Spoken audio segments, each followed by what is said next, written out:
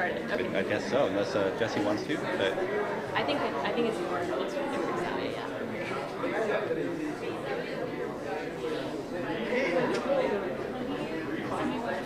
are you going to get intro? No, I got it.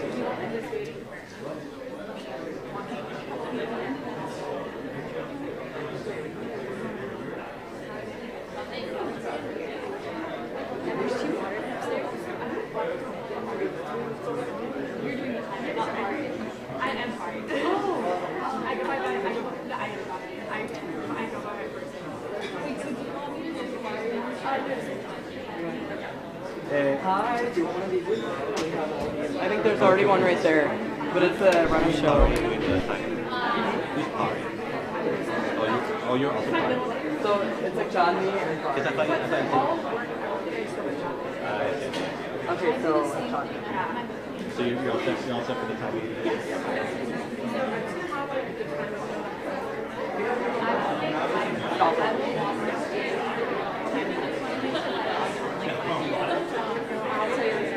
And like just, we'll make eye contact. Yeah.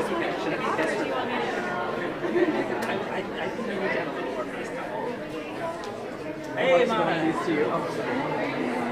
Run a show of the teams just for your personal copy. Hi.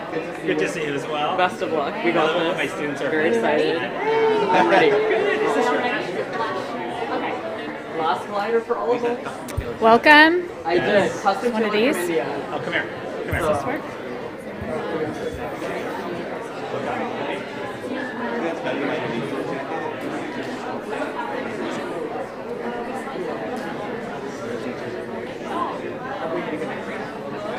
Which ones are they getting?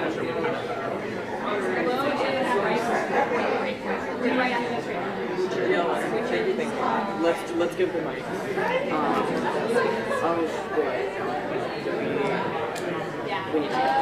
Wait, is there another one in there?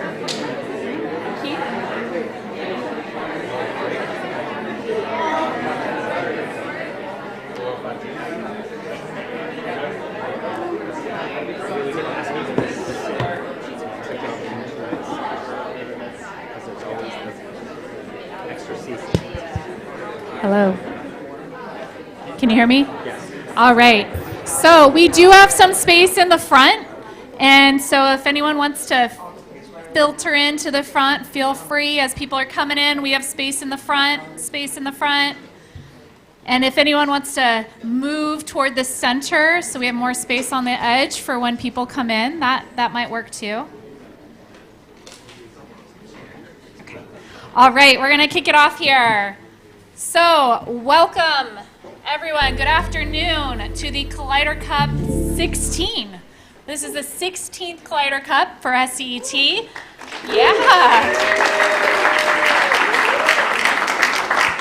This is our premier showcase of innovation, creativity, and entrepreneurial spirit. We're so excited to have you here today with us as we celebrate incredible work of our student teams who have been building, testing, and pitching solutions that could shape the future.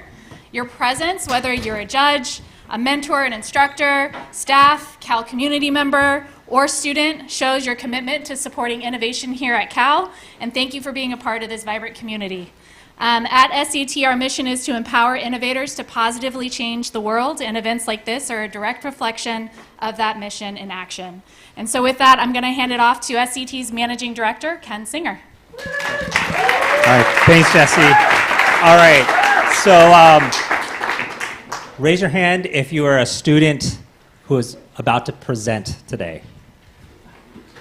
All right, fantastic. You guys have all clumped over here for some reason, and I don't know why. It's all the student section, but we wish you much success today. Remember, this is not the goal of what you're working on. This is one step towards the goal that you are pursuing. Remember, winning one of these competitions, that's great, but it's only a signal that you're on the right track. And those of you who don't win the prize, it just means you might need to work harder on developing further. Because Berkeley students are competitive, as we all know, but we want to make sure this doesn't foreclose on anyone's journeys. So if you've made it this far, it means that you're working on a project that's worthy of further development. So we want to encourage you to continue to work on your future startups. Okay, raise your hand if you are a parent. There's some parents in there of a student here. No, this is not family therapy, guys. I'm just asking a parent of one of the students here, because oftentimes we have, because it's graduation time, sometimes we have parents who come. Okay. For those of you whose parents couldn't come, hopefully we'll have materials for them to see and see you guys performing. And then we have people from the community. Raise your hand if you are an alum. Fantastic. So many of our instructors are alums as well. We have judges who are alums. We have guest speakers in our classes who are alums, and we're looking to get more of you in the classroom. So if you know more friends from your time at Berkeley who had good memories at Berkeley, or want students to have better memories than you did when you were a student at Berkeley, come work with us to help the next generation do these kinds of things. And then anyone else from the community, we have venture capitalists and future instructors too that we're pulling in from Stanford, it turns out. So it takes a village, right? So we gotta work across the bay, everybody, because we're all in it together right now when it comes to higher education. So we need to be in solidarity as we venture into this next phase. So I want to welcome all of you guys to this special event. This started out just kind of as an accident. I'm going to just be honest with you. I started teaching this class about 17, 18 years ago, Challenge Lab.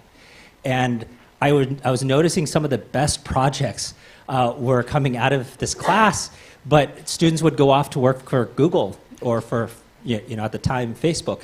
And I wanted to encourage those students to stick with their projects to turn them into companies rather than work for someone else if the project was worthwhile. So we put together a competition for the students to see from industry that you're getting signal from them that this is something you should be working on.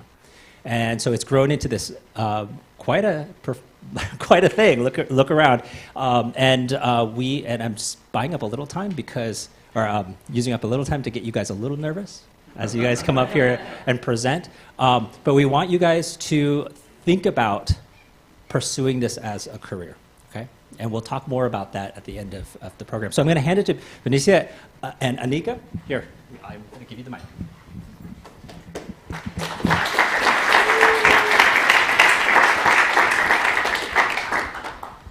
Good afternoon and welcome to the 16th biannual Collider Cup, UC Berkeley's showcase and pitch competition for the Sutarja Center of Entrepreneurship and Technology's 2025 venture courses. My name is Benicia Jude. I'm a senior at Cal studying public health and data science, and I'm thrilled to be one of your MCs for today. I'm Anika Casebaloo. I'm a junior at Cal studying business and data science, and I'll be your second MC today. Today's event celebrates innovation and entrepreneurship. Over the past semester, the students that will be presenting today have been ideating, testing, and refining solutions to some of society's most pressing challenges. We're proud to showcase the outstanding work of UC Berkeley's next generation of leaders and changemakers. Anika and I stand here before you as a testament to the transformative power of the entrepreneurial journey at UC Berkeley and SCET. Having been a former SCET student and a participant in the Collider Cup, I experienced a profound transformation while developing my product, Clinical, aimed at increasing diversity in clinical trials. As a senior at Cal and a participant in the Designing Startups That Transform Society course, I grappled with a lot of imposter syndrome, acutely aware of the rich history of innovators that have been here in the past. However, through the guidance of the SCET staff and the innovators and residents mentors who played a pivotal role in my journey, I was able to develop a transformative product. They empowered me to develop a product that was not only innovative, but also had social impact in mind. My SCET experience became the launching pad for my professional and entrepreneurial endeavors. Thanks to the course, I actually secured a grant from the UC Berkeley Changemaker program, allowing me to continue my entrepreneurial endeavors. In addition, I was able to secure an internship that gave me an entrepreneurship opportunity at a prominent life sciences company. The support and mentorship that I received became instrumental to my success, and I'm proud to be a part of the SCET community, contributing to the legacy of innovation and social impact. Hi everyone, I'm so excited to be here with you all today. I joined the SCET community last fall when I participated in the Berkeley Method of Entrepreneurship Bootcamp. And as a part of the bootcamp, I co-founded a startup aimed at centralizing the hiring of trades workers, like plumbers, electricians, and construction workers for trades businesses. Our ultimate goal was to show people that anything is possible, starting with the trades. Being a part of the SCET community has truly been such a transformative experience. It showed me how to channel my creativity and problem-solving skills into meaningful, real-world impact through entrepreneurship. I'm so grateful to have found and been surrounded by such a great community of passionate individuals through SCET, and I'm beyond excited to kick off today's event. The legacy of innovation and entrepreneurship is alive and well here at UC Berkeley, and events like the Collider Cup show the potential of young founders. And this is possible thanks to the hands-on courses and organized by the Sutarja Center of Entrepreneurship and Technology, which I'll further expand on throughout today's event. SCET started in 2005 with just a single course, and today it teaches over 10 to 20 courses per year, educating 2,000 students per year that collide over 80 different majors represented in these courses. Where else can a public health major like me build a tech product? As you probably expect, more than one major is required for the expertise and necessary to solve some of the world's most challenging problems, like diversity in clinical trials or sustainability. These students are pushing the boundaries of what is possible and are challenging the status quo. Let's take a moment to recognize and thank our esteemed judges. Their expertise will be invaluable in evaluating our students' pitches and guiding our teams on their entrepreneurial journeys. The judges will also have the tough task of selecting the winner, who will receive the following incredible prizes. For first place, entry to the Skydeck Pad 13 program, interview for Alchemist X Accelerator, office hours with Pear VC and a fundraising strategy discussion, professional headshots, a professional development session, and TechCrunch Disrupt tickets. In second and third place, professional headshots, a professional development session, and TechCrunch Disrupt tickets.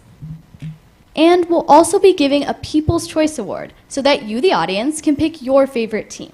Before the teams conquer the stage with their pitches, let's give our judges an opportunity to pitch themselves. I'd like to invite the judges to the stage.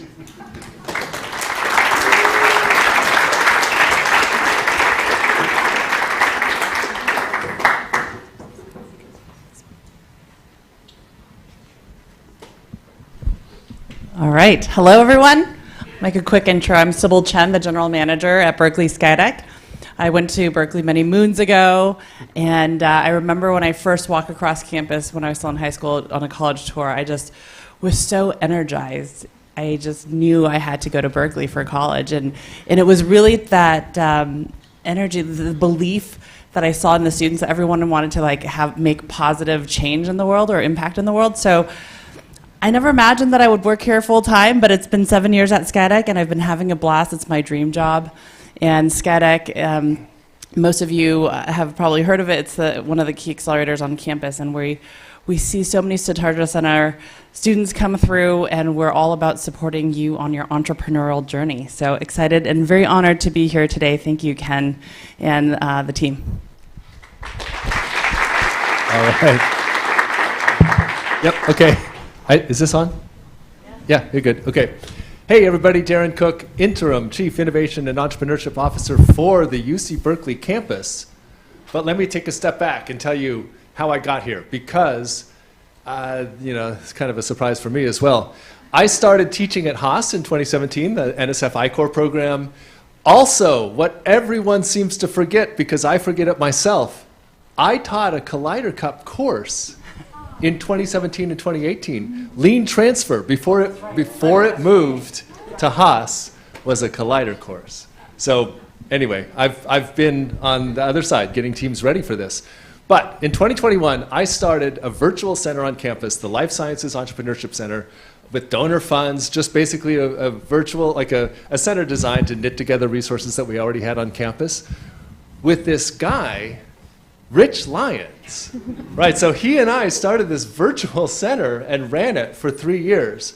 And then I don't know what happened to him. He went on and did something else.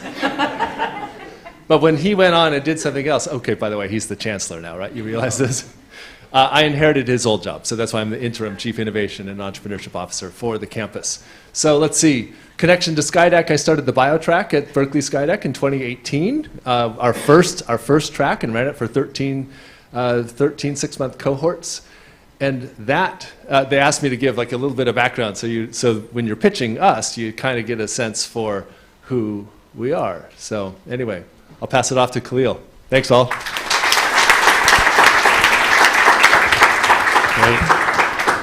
Yeah, how's it going? My name is Khalil Fuller. I'm a partner at this venture firm called Pear VC. I'm the one that went to that other school, but I will say that I went to Brown for my undergrad, so go Bears from a young age, so there we go. Great.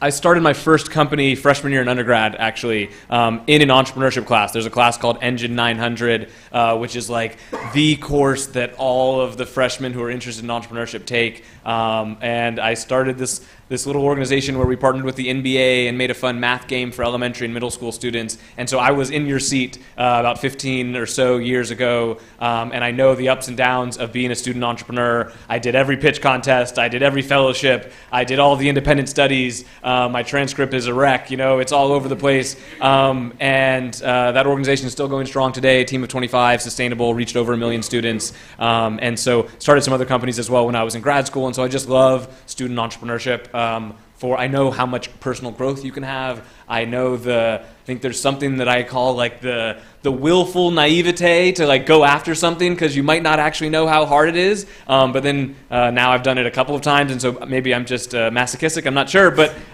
anyways, I'm very excited to be here. This is my second Collider Cup. I judged last one as well. And at the end of the last Collider Cup, Jue was over there. She's unfortunately not here today. And I kind of had this idea in the back of my head for a course. And I was like, hey, have you guys ever thought about adding? I'll tell you a little bit more about the course later, so a little foreshadowing. But I was like, hey, did you ever think about this class? These AI tools are evolving pretty rapidly. We could weave that in. And so one thing led to the next. And I'm going to be teaching a course actually in the fall, which I'm very excited about. And so anyways, yes. So excited to be here. Thanks again.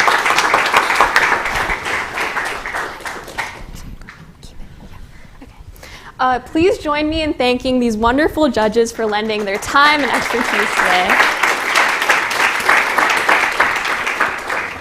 Our judges, like we mentioned before, will be selecting the first, second, and third place winners, as well as the most innovative team.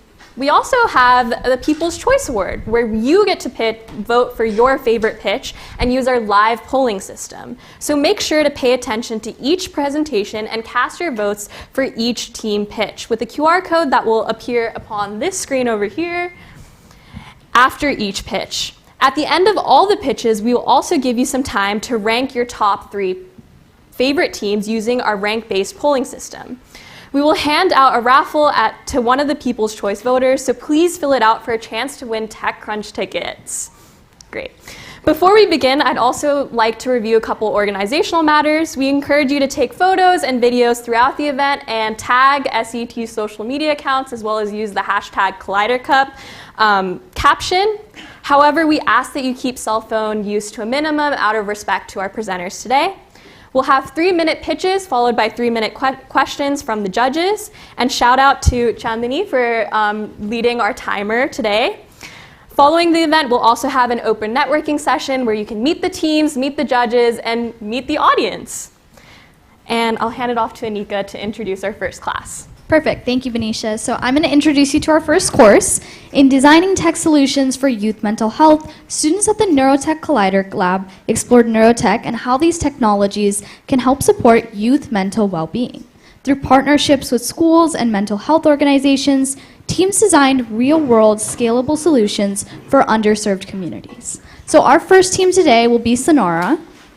And this team, SonAura, is your AI-powered sound bubble. Clear conversation, no headphones needed. Please welcome SonAura.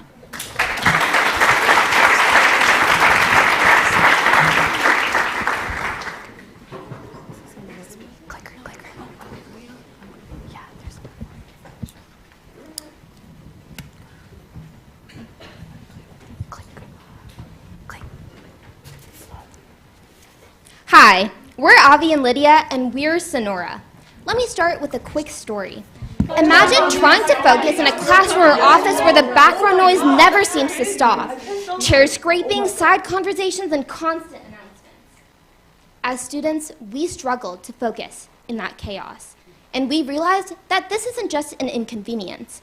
It's in fact a massive systemic barrier to focus. 90% of students report that they can't focus in noisy classrooms. And in open offices, productivity drops by 66%. This isn't just a niche problem. It's a multi-billion-dollar opportunity. The personal audio market is already worth over $50 billion, and people want to feel focused without feeling cut off.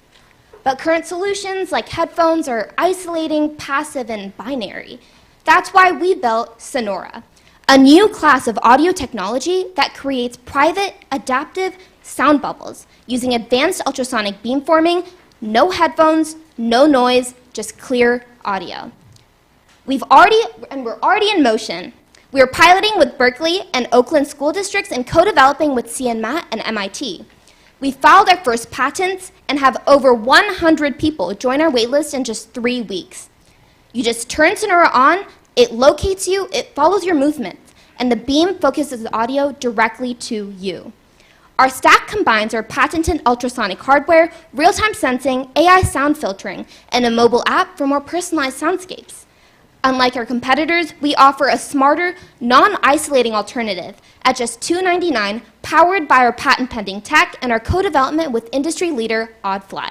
We're starting with schools and direct to consumers, then we'll expand to B2B and eventually B2G for neurodivergent support and offices where sound really matters. Our business model blends hardware sales with a freemium app for personalized audio, and we're aiming to get 20,000 units out there to build traction and prove demand.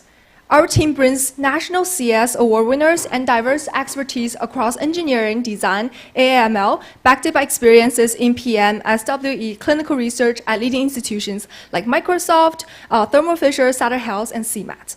We are very honored to be backed by advisors from Apple, Roche, and Harvard, leaders in manufacturing and audio tech. Our prototype and utility patents coming out this fall, and we're on track for a full launch by May 2026. And in order to deliver those amazing products to you, we are asking for a $780K pre-seed round to accelerate R&D, and we're seeking collaborations with experts in audio engineering and IP law to help us scale. SonAura isn't just another audio device. It's intelligent, personal, and socially aware. Let's change how the world experiences sound together. And don't forget to scan our QR code and sign up to get $50 off. Thank you.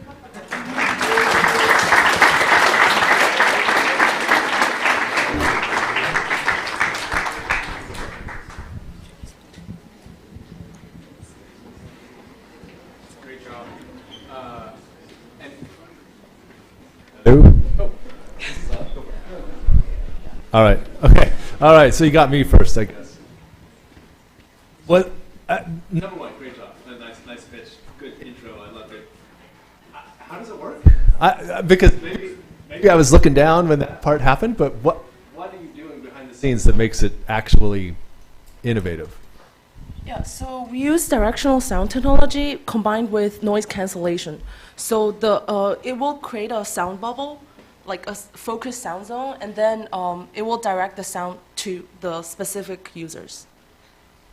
In the picture you had it in kind of a group setting, so this would work like on the table with a handful of people and everyone could hear just the person who's talking, or in this setting, who's talking and who's hearing?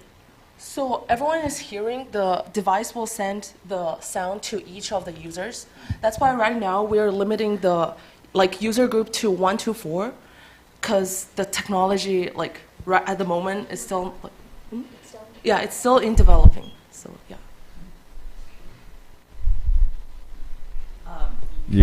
What? Go ahead. No, it's your turn. Well, Darren, you asked the most pressing question on my mind, which is actually how does it work? And since Darren asked that question, I think that can you elaborate a little bit more about your go-to market? I heard that you were focused on kind of maybe neurodivergent audience or B2G. So can you talk a little bit more about that and the thinking behind it?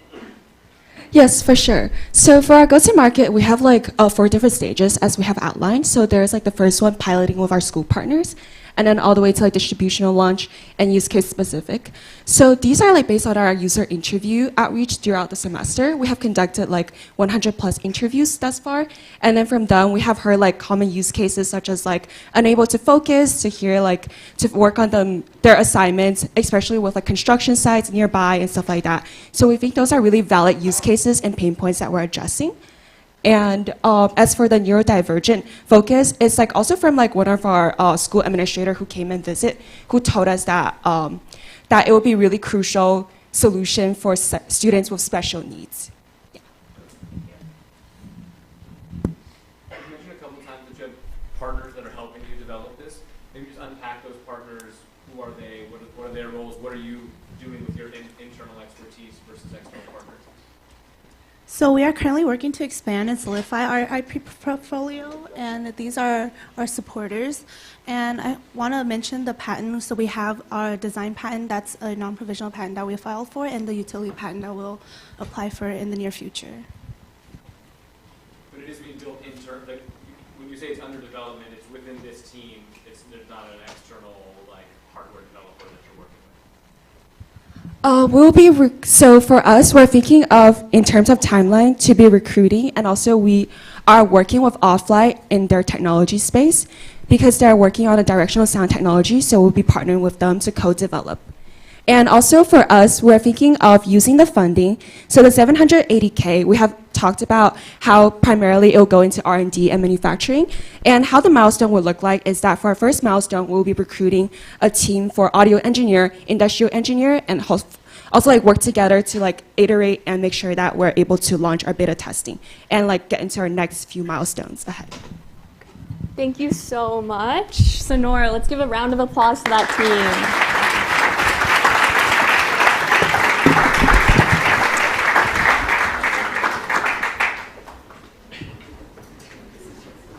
Okay, I'm going to be pulling up the People's Choice QR code so you all can vote and put in your thoughts for this team.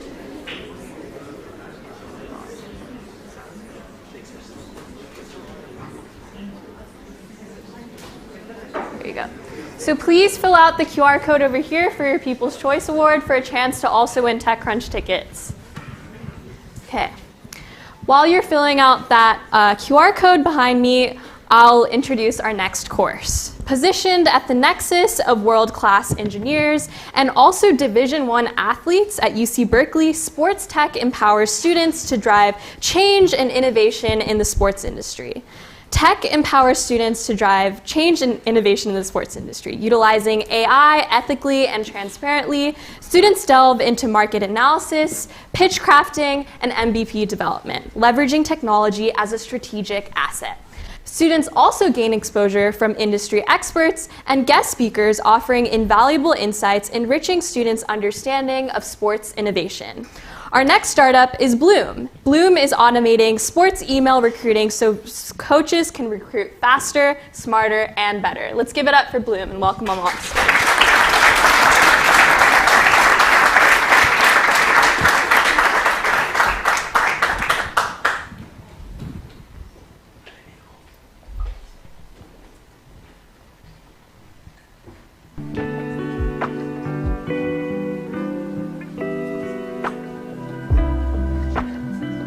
That is not our music, by the way. just so you guys know. Nice and calming. Everyone's calm. Everyone's prepared.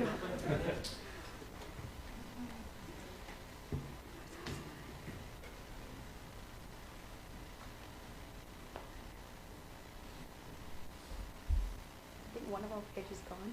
One of our slides gone, but we'll deal with it. Okay. I love to be part of your team. I'm 5'1". Short! You're Coach Arthur. It would be an honor to play for your team. I'm a center back. And Boring! I have so many of these darn player emails to go through. This is a problem that every single coach suffers from, and no one's trying to solve it. The fact is, coaches receive far too many emails from prospective players trying to join their team. As you can see from this video, coaches have to go through each player email, decide if it's worth investigating, and then manually put all the information into a spreadsheet. Let's do the math. Coaches receive, on average, 300 emails per week. And at 2 minutes per email, that would be 10 hours per week of just reading emails. That is way too much time. And that is exactly where Bloom comes in. Bloom leverages AI data extraction to collect all the key player information from the emails and put it in a user-friendly dashboard, where the user can then sort and filter for players at ease, just like in this demo. Here's how it works. First, our platform takes in thousands of player emails and extracts all the data a coach might need to evaluate a player, including player position, GPA, and international experience, displaying it all in a clean and detailed dashboard where coaches can filter through playing level, for example. They can access comprehensive player profile pages and do everything that they would do in their usual manual flow all in one place. With Bloom, coaches can now uncover hidden talent and focus on building winning teams, not spreadsheets. As former D1 soccer athletes from Brazil, we understand recruitment struggles. In fact, our initial idea was to develop a video analysis software to help optimize this process. However, after reaching out to over 600 coaches, we pivoted as we learned that managing recruitment emails is one of the biggest and most overlooked problems in the industry. And best of all, no one else is solving this. Today, most of our competitors focus on performance data and video analysis, but they ignore the inbox, which is where we know recruitment actually begins. And with the rise of AI and data extraction tools, the time is now, and Bloom is perfectly positioned to capture this market. As of this week, we've already established partnerships with these 7 D1 soccer programs as alpha testers for our platform, and are proud to announce that Coach Neil McGuire of the Cal women's soccer team has joined Bloom as an advisor. Go Bears! For our go-to-market strategy, we're focusing on the soccer collegiate market. However, we have validated that this problem exists across all different college sports, which means that we can easily expand into football, basketball, and the $18.8 billion sports college market. And although we're focusing on email recruiting for now, we plan to scale to then become the centralized sports recruiting CRM. So join us in not only revolutionizing soccer, but the future of sports recruiting.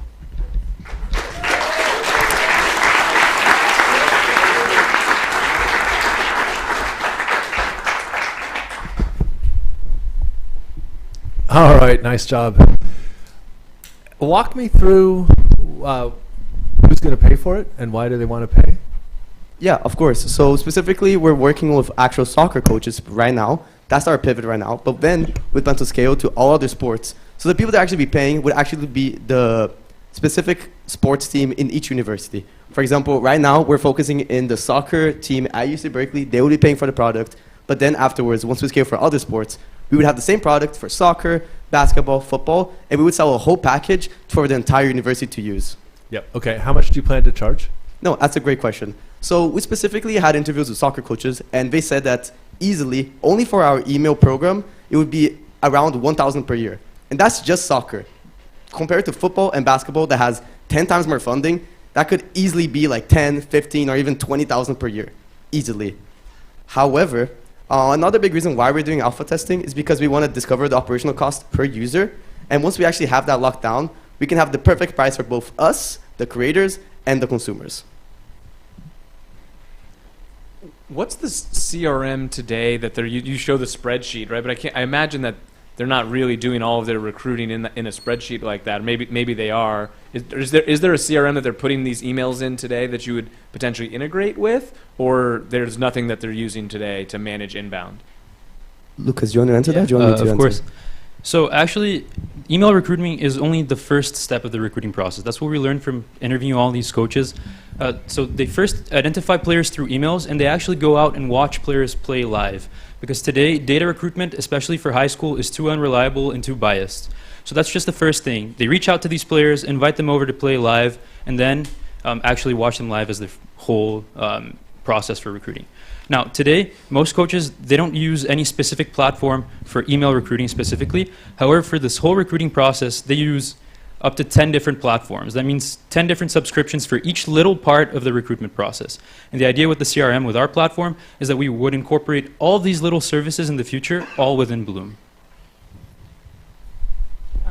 So just drilling down into your customer, were you able to kind of segment the different tiers of schools? Obviously, you know, a Division I soccer school would maybe be more willing to spend $10,000-$15,000 a year for the software. But yeah, can you talk a little bit more about the TAM, SAM, SOM, and like the segments? I think I will try to answer. If I don't answer quite your question, just let me know. So we actually reached out to Division I, Division II, Division III, and actually we got so much responses only for Division I. So that's why the $1,000 is from Division I specifically. The people from Division II, Division III probably didn't answer us, probably because we aren't looking for that platform for 2 reasons. First of all, we don't have that much funding. It's Division II, Division III, and soccer in America, sadly, doesn't have that much funding compared to football and basketball. That's number one. And second of all, they don't get as much like emails as in Division I. Yeah, thank you. Of course. Thank you, guys.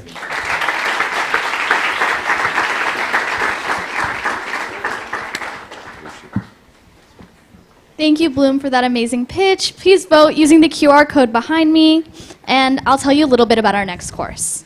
So the next class is not like a traditional course. The Berkeley Method of Entrepreneurship Bootcamp is an intense 4.5-day venture workshop held at UC Berkeley. It's typically offered the week before the start of the fall or spring semester, and the bootcamp is comprised of UC Berkeley students, global participants, and working professionals wishing to learn entrepreneurship and innovation skills and gain experience with building new ventures with interdisciplinary teams from all around the world. From the Berkeley Method of Entrepreneurship, we have Experimentia today with us. This team is automating experimental research with robotics. Please welcome Experimentia.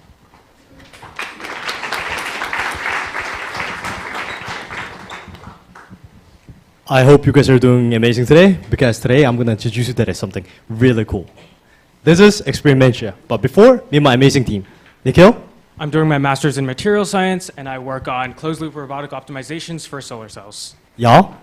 I'm a chemistry PhD, and I do quantum chemistry and material simulation. And? I'm Kunal. I'm Eric, and we both work on autonomous Indy 500 cars that we race at over 170 miles an hour as the perception and machine learning team leads. And apparently, I'm the only undergrad studying mechanical engineering and physics, and I hold Berkeley's rocketry altitude record, reaching 150,000 feet. So the problem is, as a chemistry PhD student, I spend half of my time doing things like this. There are over 395,000 amazing researchers like Yao out there in the United States only. The study shows that over 50% of them waste their time doing the same repetitive, boring manual labor that can be automated. Using our vast network of connections, we interviewed over 30 researchers across Lawrence Berkeley National Laboratory, USDA, Harvard, and even overseas, and they all confirmed the same thing. I'll share with you my favorite quote, actually. Measuring the same thing again and again is the most cruel part of my everyday life. And so to address this problem, we are introducing a modular robotic framework, which you can think of as Legos for scientists, where each Lego brick represents a specific process, such as chromatography or heating. And we simply want the experimenters to focus on what's interesting, the design of the experiments, while our robots handle the rest. The human. Thank you, Yao. So we aim to develop something that can operate 24/7. It's modular in nature, and we want it to operate at a high level of parallelism with machine-level precision, something that we didn't see in our competitors. The global lab automation market is worth over $7 billion, and Experimentia plans to capture $500 million. Experimentia is all about recurring revenue. First, we bring users into our ecosystem with the base kit and base modules. Then, as a secondary revenue stream, we offer additional specialized modules that could also be leased out. Finally, just like Apple, to keep users in our closed ecosystem, we plan to offer complementary apps and databases in order to keep people engaged. Finally, our go-to-market strategy first starts in academia and small pilot labs, where we begin to develop our product. Then, in the second and third year, we begin to expand our customer base and industry lab and build our IP. Finally, we scale to large industry labs to capitalize on profit. While we build out our module library, in the first 2 years, we plan to offer our product for free and then break even by year 3. And then by year 5, we aim to make around $45 million in net profit. Well, let me tell you this. When we got together, we realized that we had the same problem before. We know the problem, and we understand the problem. And with $5 million, we can bring you the home run. Thank you. If I can start, I'd love to have you expand upon the competitive landscape in this space. Yeah. It would seem that it'd be fairly saturated overall. And, I see. Sorry, you did convert. So there are several types of companies that have tried to address this problem, and broadly breaking it down, we have companies that basically act as cloud labs. So basically you have these different labs which will send an experiment design, which will be carried out remotely, but that comes with specific problems. A lot of times they're unreliable, you don't know how precise they can be, and because they're accumulating different experiments from different laboratories, it's difficult to ensure the sanitization of the experiment. Basically, these labs don't trust them. That's the underlying factor. So that's these kind of companies. Then we have these like LLM copilots, basically using more of like a software-based approach where a designer can enter in a specific experiment and it'll write out the code. But this doesn't address the fundamental problem that we're trying to solve, which is custom hardware for these experiments. And yeah, there are a couple different approaches, but these were the main two that we saw. So we're bringing something that hasn't been done before. And the last one only does pipetting. We're going all across the board. Yeah. Thank you. All right. Just keeping on this.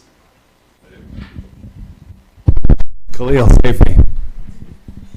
Oh, we're back. Keeping on this. Why would the pipetting company not just move into your space? They're already there, right?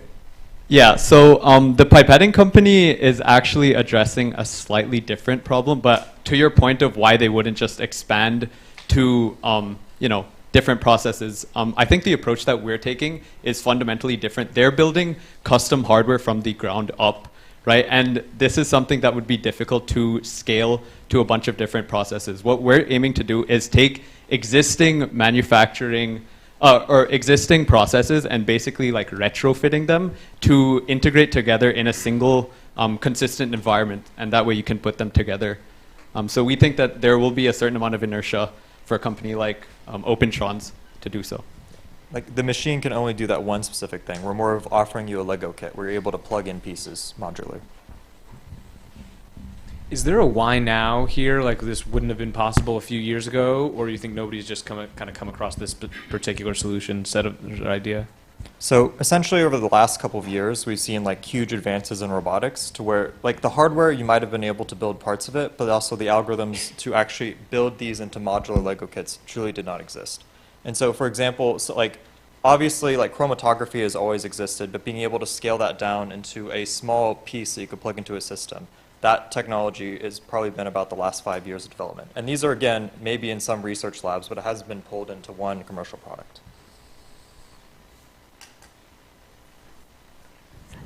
Okay, great. Thank you so much.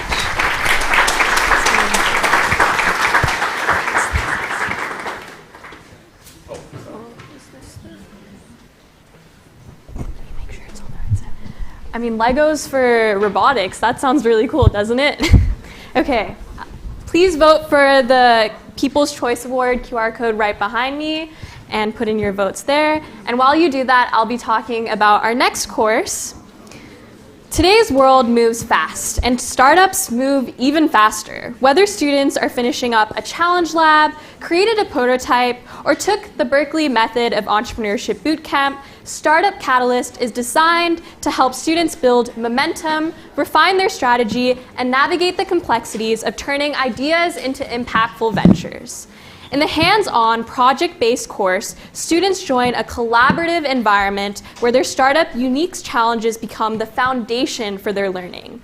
Guided by experienced lead instructors and supported by feedback, industry speakers, and mentors, students explore real-world startup problems and work towards actionable solutions.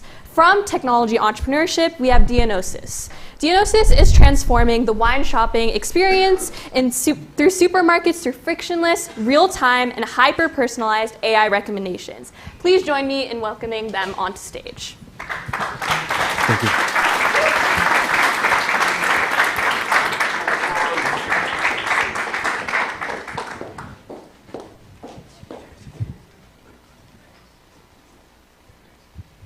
Hello. Choosing the perfect bottle of wine for a right occasion is not easy, especially for us beginner wine drinkers. At Dianysos, we're here to help. So, choice overload could be really paralyzing for consumers. We call this the wine aisle dilemma, where people spend 10 to 20 minutes just pondering which bottle of wine to buy. It's just so overwhelming. And we did our research. Over 83% of people say they're not confident in their choice. And the majority of them say there's nobody there to help. As a result, 1 out of 10 people end up not purchasing anything at all. And the majority of them just end up buying maybe a cheaper option or one with like a fancier label. That's not okay. That's over $500,000 lost in revenue each year. That's so tragic. How do we tackle this issue? For the first time in history, we will allow you to talk with the aisle instantly and intelligently thanks to AI. How do we do that? We ask you for your taste, budget, and occasion, and we give you 3 personalized recommendations. First one, the best match based on your taste. Second, a budget-friendly, if you're students. And if you feel fancy enough, a premium option. The user journey is really easy. You step in the one aisle, just put your phone on the NFC, talk to a chatbot, and there you go. You get the perfect match. Our value proposition for supermarkets is pretty clear. It's an 8 to a 20% uplift in one aisle, but also an improved customer satisfaction. And last but not least, as people spend less time in one aisle, they spend more time in the rest of the supermarket, which we can call indirect uplift. Our team is the team. We are the perfect blend of business, technical, and wine enjoyers. I bring the French savoir-faire, and these guys build the thing. Our vision, pretty bold but doable. We want to become the leader in retail solution for advising on wine, beer, and spirits. We're going to start here in the US and launch some key markets in the few years coming. But to prove you that we can do that, we need 225K to build our tech, run test phases, and sign up 10 supermarkets by the end of 2026. The revolution of wine in supermarkets starts now, and it's called Dianysos. We are not alcoholics, we are just Europeans. Well, at least that. And that's it. Thank you very much.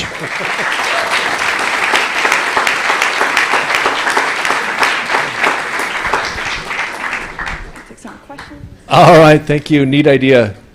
Explain, why do you need that NFC part in the supermarket? So the how come NFC it's not just like an app, right? Yes. So with apps, I'm an iOS developer, so I know everything about awesome apps. The issue is people usually don't download an app in an aisle because they want to test it out, have a taste of it. And with QR codes, with people like taking like grocery baskets and like having like carts and everything, they don't have the camera open and everything. So using an NFC, it's kind of intuitive like Apple Pay. You just touch something and have like an easiest like entry point for them to have this website, this web app on their Safari, on their browser very easily. And then once they're hooked, once they create an account, we'll get them to download our app or something. I see. So when you tap the NFC, what happens on the phone? It opens a web page? Yeah. So it opens up a web page. It's going to open our chat bot, just like, oh, what's like, are you getting a dinner date? Are you meeting your in-laws? What's the occasion? And what are your favorite like notes in wine? Maybe fruitier, sour, etc. Yeah. So it's like that. And once they create an account, we want to incorporate like data and everything. Like once they like build a profile and have like reviews, sort of like build this taste profile, so we can be more of a sommelier, if you will. And the go-to-market strategy is grocery store by grocery store. Maybe talk a little bit about the conversations you've had so far, what you've learned from going and talking to grocers. Yeah, good question. So we talk with more than 30 supermarkets in France, in Spain, in the US, and these guys are open to technology, okay? They are open to new solutions, but we have to prove ourselves first. So we want to, as a go-to-market strategy, start by running test phases. And once we showed our results, we can get to the next one. And after that, maybe talk to the corporate, the board, and implement the solution faster. So I would be your target customer here because I have like 10 different you. wine apps on my phone. And I found that none of them are helpful. Exactly. How do you, I'm trying to better understand, like the most helpful wine app I've come across personally is the one that actually gives really specific notes on that year and that producer. And so, like clearly you're going to be building a marketplace of data, but like how are you competing with a top rated wine app? Like what is your differentiation? I'm still not clear about that. Are you talking about Vivino or something like that? I don't remember off the top of my head the name of the app. Take but pictures and... Yeah, it tells you like exactly the notes, the reviews for that specific producer and the year and that type of bottle. Yes, precisely. So for our app, we're actually talking to like some French sommeliers and actual professionals. And we also found this public API that could help us outsourcing our data. But we're going to incorporate both our in-house and API sources. And what differentiates us from, for example, Vivino, is that they're using like public user reviews, kind of sort of like a hub for common users to like review their apps, review their bottles of wines. While us, we're trying to use some professional, like actual professional sommelier advice so that these notes and things could come from like a more professional like expertise, if you may. But we know public like friends or recommendations are really important. I would ask my friend which one they recommend. So we are working on that. So we're also trying to incorporate like public reviews versus expert reviews. Sort of like IMDb versus Letterboxd, having like a expert review this like movie versus your friends. We want to incorporate both. So that's what we're working on.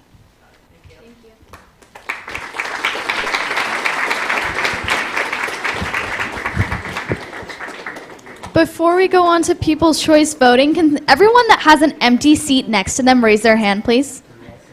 Okay, there's a lot of empty seats. So people in the back, you can go ahead and fill these seats so we can get everyone seated. Go ahead and fill in. You guys can move to the sides. Yeah, keep your hands raised if you have a seat next to you. Raise your hand, seat next to you. There's some up in the front here. There's a couple back there.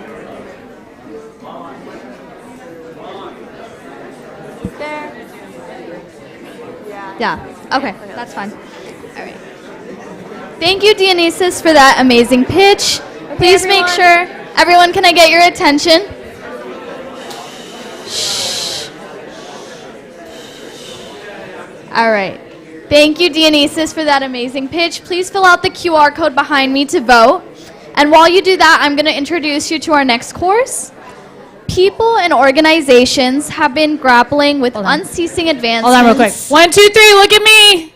Thank you. Thank you.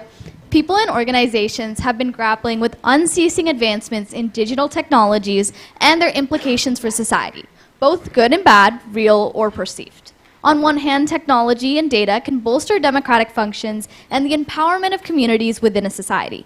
On the other hand, there also exists risks of technological misuse.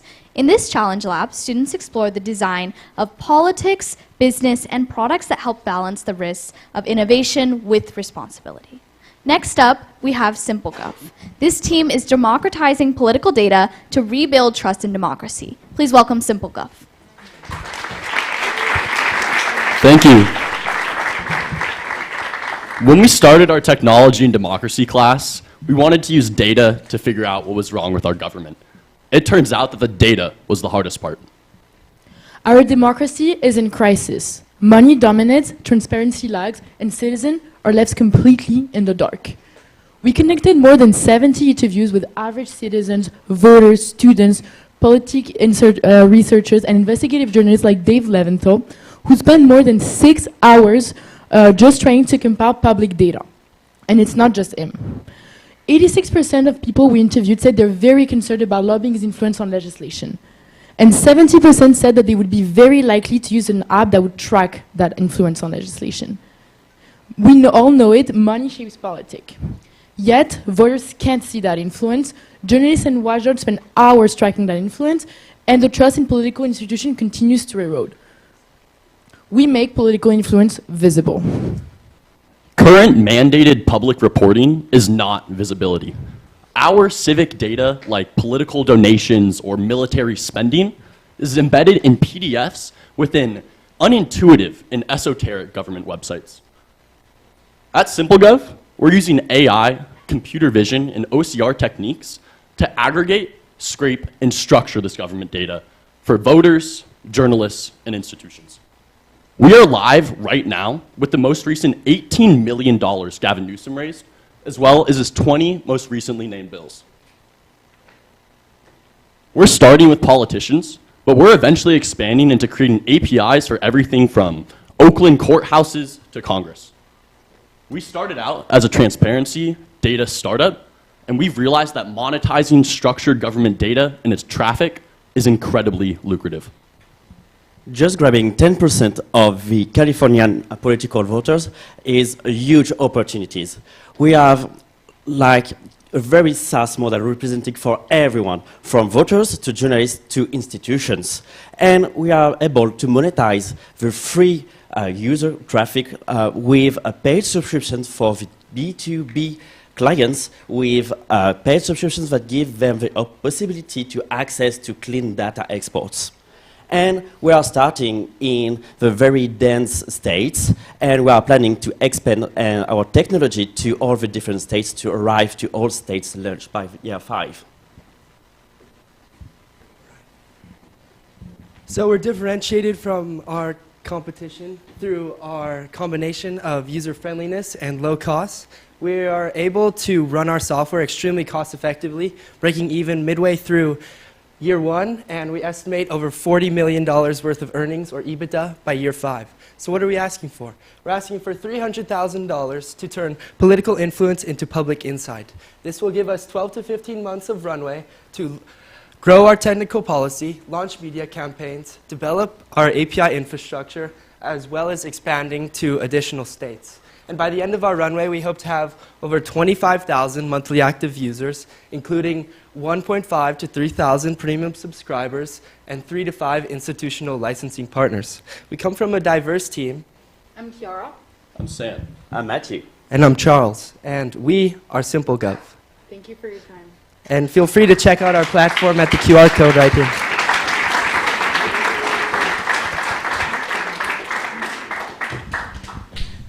Maybe I can start. In terms of monetization, you mentioned journalists, general consumers or civilians, and then other organizations. Can you elaborate more on which segment you think that will be the most lucrative, given the very limited budget that most journalists have these days? Like, what types of organizations do you have in mind? Yeah, it's really interesting. This data can be used for everybody from like voters to Citadel, and I feel like kind of that more institutional client will pay us by token to gather our structured data. That would be the most lucrative, but also like the traffic from this data and who's looking at it and how much people are looking at certain politicians is extremely interesting, and that's incredibly lucrative as well.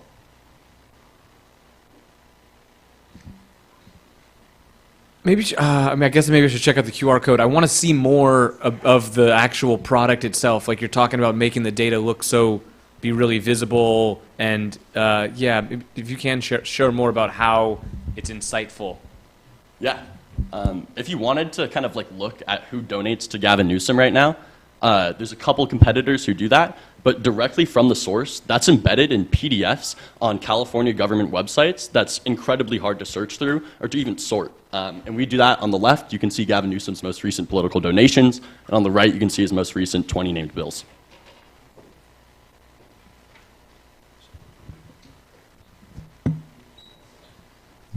So what do you plan to charge for premium customers, and what have you done to test that price point? So we're planning to charge about $25 per month for premium customers. We're also servicing the average voter, obviously, so we're optimizing a freemium model.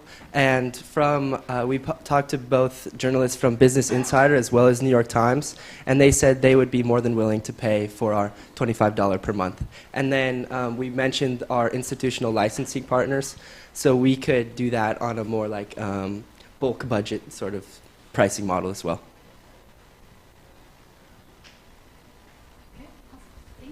All right, nice job.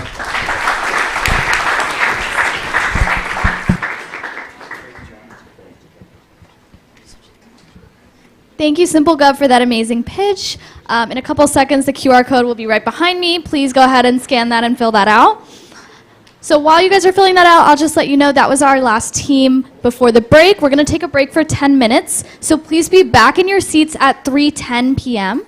And make sure you scan that QR code. We'll see you back here in 10 minutes.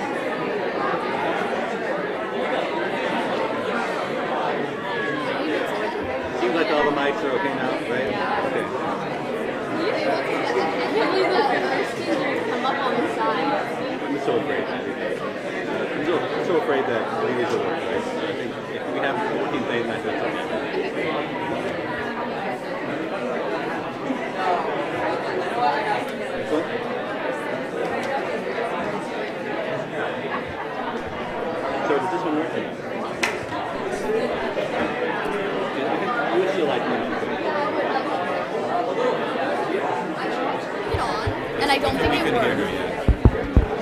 Testing. Yeah. Okay. Just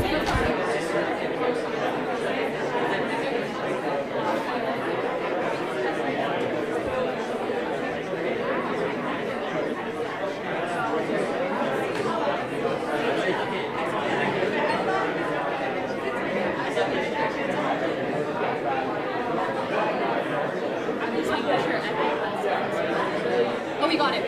Jesse.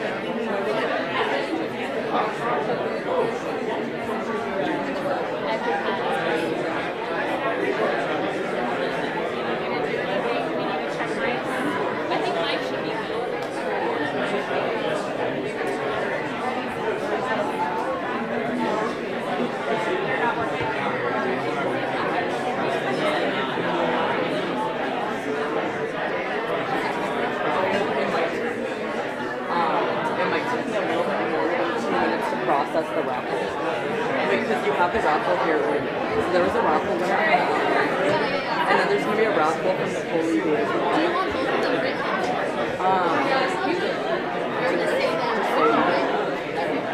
Wait, I also, the thing is the Foley B one, it's going to take me a minute to calculate it. Because I have to run it through my pipeline.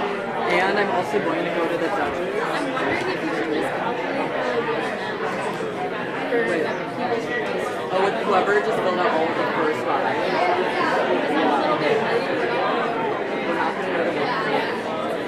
I agree. Yeah, let's do that. Let's do that, and I will.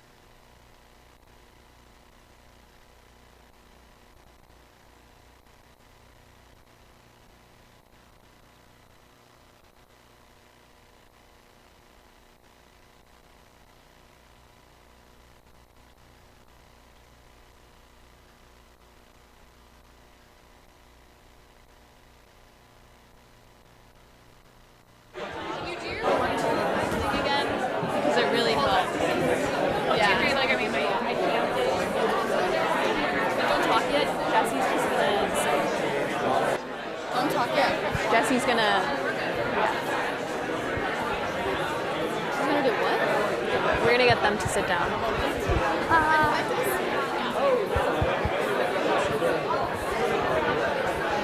Can you get the judges? All right, to come sit on down? in and take a seat. We're going to get started again. Take a seat. Can you help get Sam? Please come on in and take a seat. Sam, can you help people get seated down? Can you help people? Let's People go get ahead seated, and help get people seated. Okay, everyone, let's get seated now. Let's get seated and quiet down. We're going to take a quick poll here. Raise your hand if you prefer calling us SCET. Who calls us SCET? All right, who calls us SCET? Okay, again, SCET, SCET, SCET, SCET. All right, thank you for waving at me. Thanks for your attention. Go ahead and take a seat. Want me to start? Yeah, you can start. You have the mic.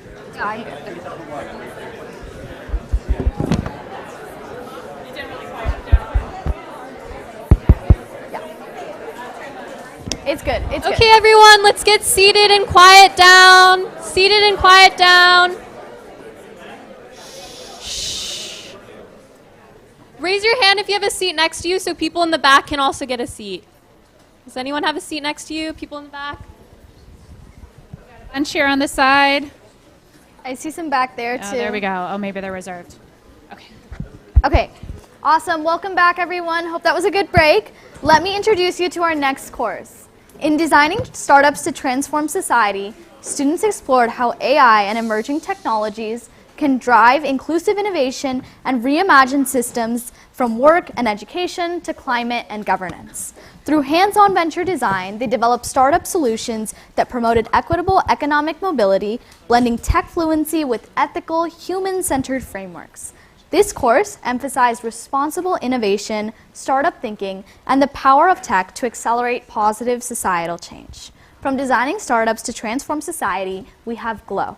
Glow turns doom scrolling into ambition with AI-matched mentors. Please join me in welcoming Glow to the stage.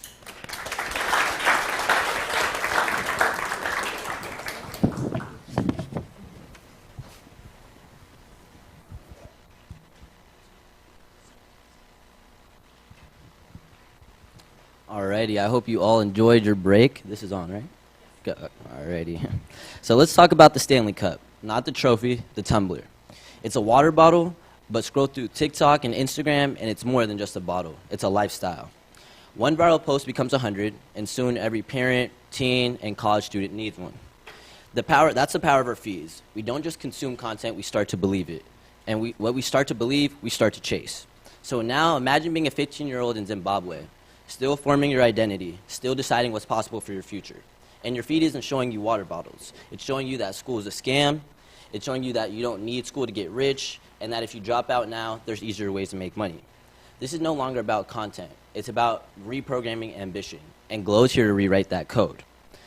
Here, we see that the result of that programming is that more than 2 million students are stuck in their feeds, 22% are already out of school, and 80% are dropping out by Form 5. This isn't just a dropout crisis, it's a belief crisis.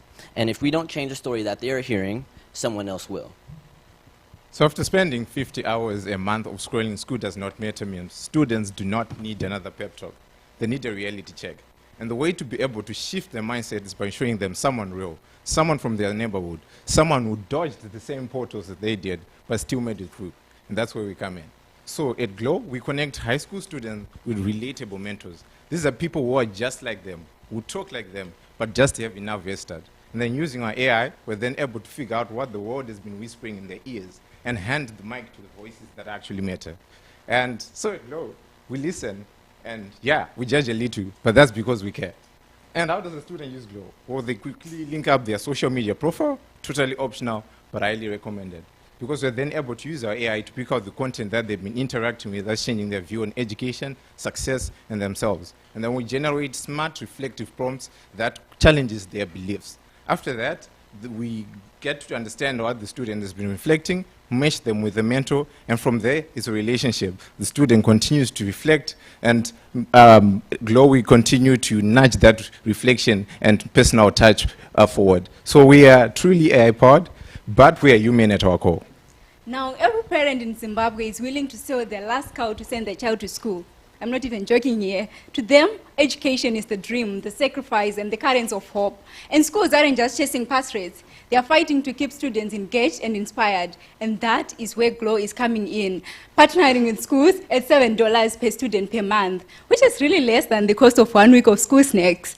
And across Africa, we have about 60 million high schoolers. And that presents us with about $5 billion market opportunity. However, we are not going for Wakanda just yet. We are starting at home in Zimbabwe with 4 million students, a digitally active youth, and a school system that is ready to try both things, which is the perfect launchpad. Now we have already lit the first bag with our MVP live at 2 high schools in Zimbabwe with 100+ students and 50+ mentors already on board. And what makes Glow really possible? What makes it really possible is our team's lived experiences and our shared obsession for not just building apps and dashboards, but for flipping narratives. Thank you.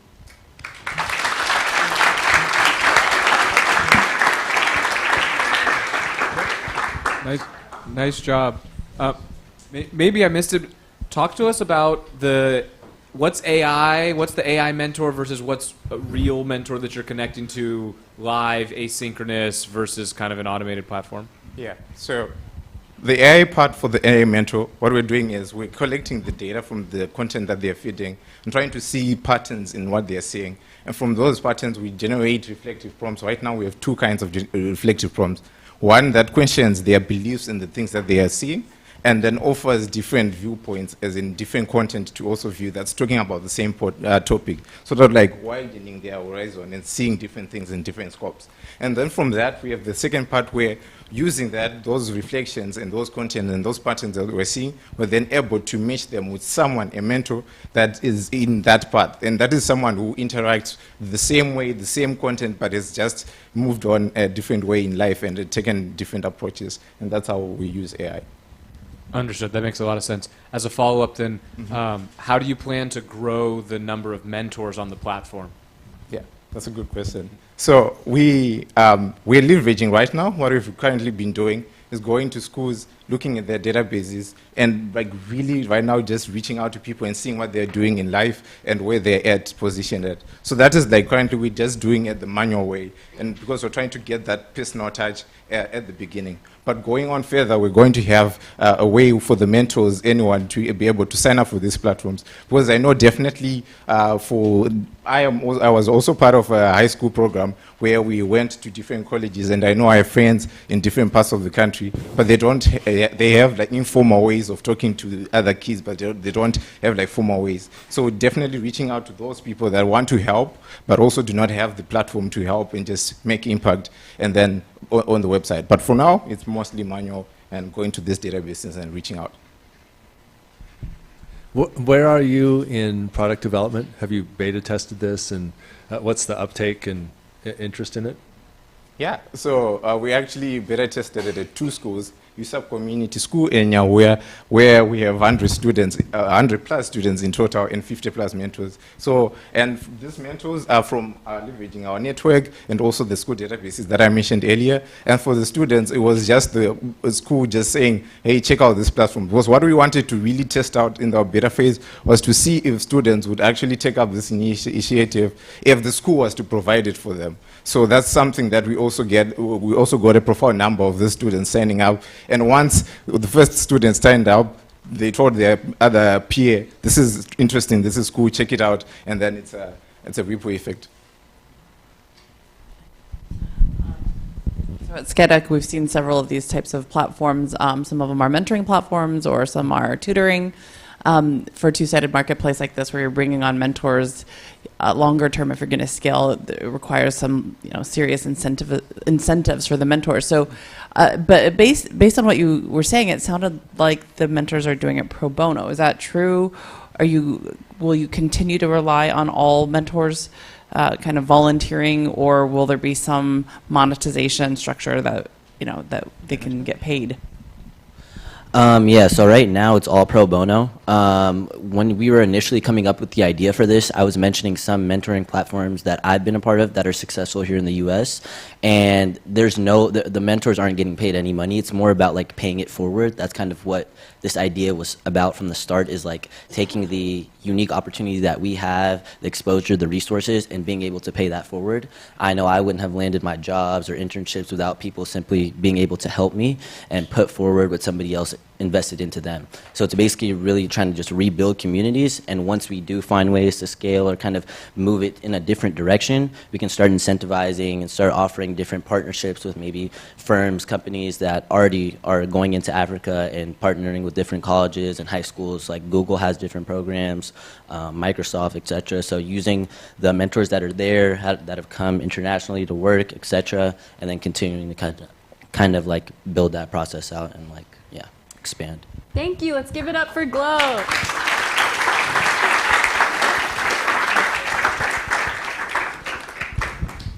Okay, let's get the QR code up. Yeah, I doom scroll a lot, so that's a great startup idea. I know I for sure need it. So please fill out the QR code behind me for the People's Choice Award, and I'll go into our next course. Next up, we have alt-meat. As the demand for sustainable and ethical food systems grow, this course connects students with leaders in the future of food, from startups to VCs to mission-driven companies. Through hands-on projects and team-based innovations, students explore sustainable agriculture, food science, and animal-free product design. With a focus on real-world impact, the course equips students to tackle challenges in the food industry and develop high-impact, sustainably focused food ventures. From alt-meat, we have Gliss. This team is utilizing natural ingredients such as licorice as a healthy, sustainable replacement for current sweeteners and emulsifiers. Let's give it up for Gliss.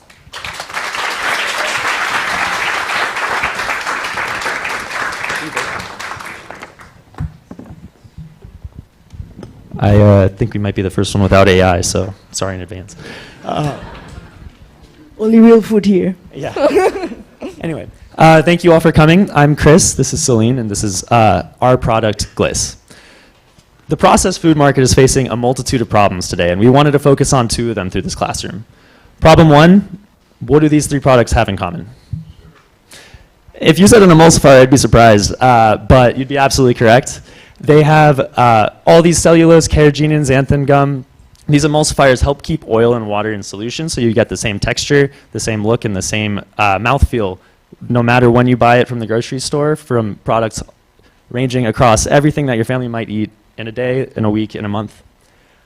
The problem with these emulsifiers is that 65% of them are synthetic, they have bitter off flavors, and recent studies have linked them towards cardiovascular disease. Problem two, you guys are a little ahead of yourselves. It is sugar. You're absolutely correct. And it's leading to a huge rise in diabetes and other health issues in the United States. So much so that our current government is looking at essentially declaring war on sugar. We were thinking, what if there was a product right under our noses that could help solve two of these problems? That led us to look at licorice. Licorice has been part of human history since ancient Egypt and Greece in the De Martia Medica. It's 50 times sweeter than sugar. It's used in candies all over the place. And it's already used as an emulsifier in skincare. So we thought, why isn't it being used in food? So we went to the lab, we tested it out, and happy to report that we got an emulsifier.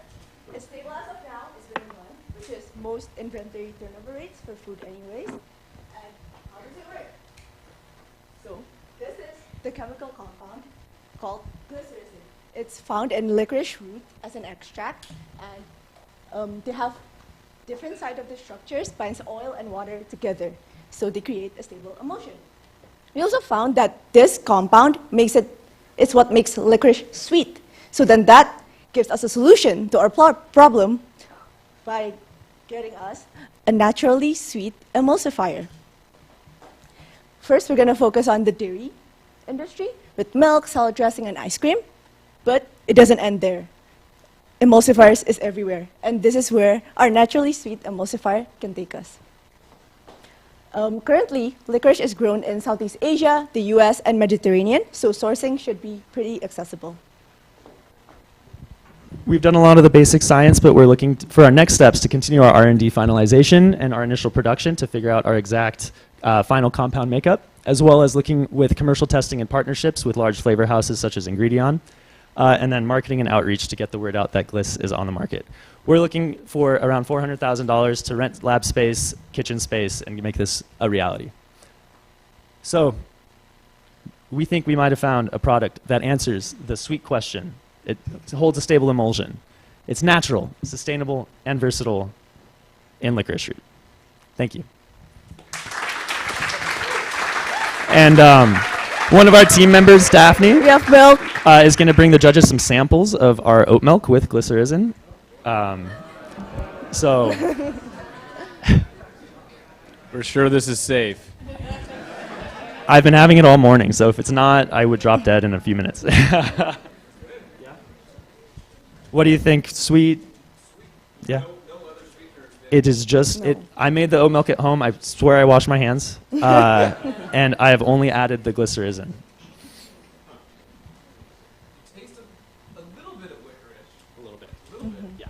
It's a different sweetness than sugar, we found, but it triggers that same response. So, yeah. Me too. Okay, explain what's the tech. So are you just right? So what we're looking at selling is an ingredient. We're looking at selling the glycyrrhizin compound from licorice root. What we want to IP around is the specific makeup and the industrial knowledge for applying it as an emulsifier, since it isn't currently used. We've looked through papers. I've reached out to a couple companies and have not heard back from them yet, but I wanted to understand if it's a supply chain issue or if it's something else that's preventing licorice from coming in. We truly think it's a potential solution on that sweetener side. Yeah. So is this a brand new compound, or is it just? No. Okay. No, I figured it wasn't, right? Actually, I purchased the compound itself at a high purity to add it to the milk. But the higher the purity, the more emulsifying properties it has, and the less the more intense the sweetness is. So we want to find that perfect ratio of licorice root to glycyrrhizin. Just educate me. Are there examples of ingredients that have built a brand name around them, where you can not just become commoditized over time? Where does the IP then sit? I'm thinking of okay, this scales. You're the first people to do licorice emulsifiers and sweeteners and stuff, and then how do you also benefit from that long term and be the big winner? That's a great question. I'm currently studying Masters of Bioprocess Engineering here, and our professor owns a company called Oobly that sells a sweetener that he manufactures himself to flavor houses, which is kind of the same direction that we're trying to go. And they are specializing in just making their sweetener brazing. So we were imagining going around the same route, being more of a name to flavor houses than we would be to customers. So just to follow up on the IP question, so if I understand it, so it's the application of the compound and not the compound that is the new IP, merely the application process. The application and the final composition of that licorice root powder. And you feel that's defensible IP, or how early have you done kind of a preliminary examination of existing IP in this space? We're incredibly early in the research. I have not seen any patents on anything to do with glycyrrhizin itself. I have seen some on potentially the extraction process, but not the final compound or the use case application knowledge that we would have. Got it. Thank you.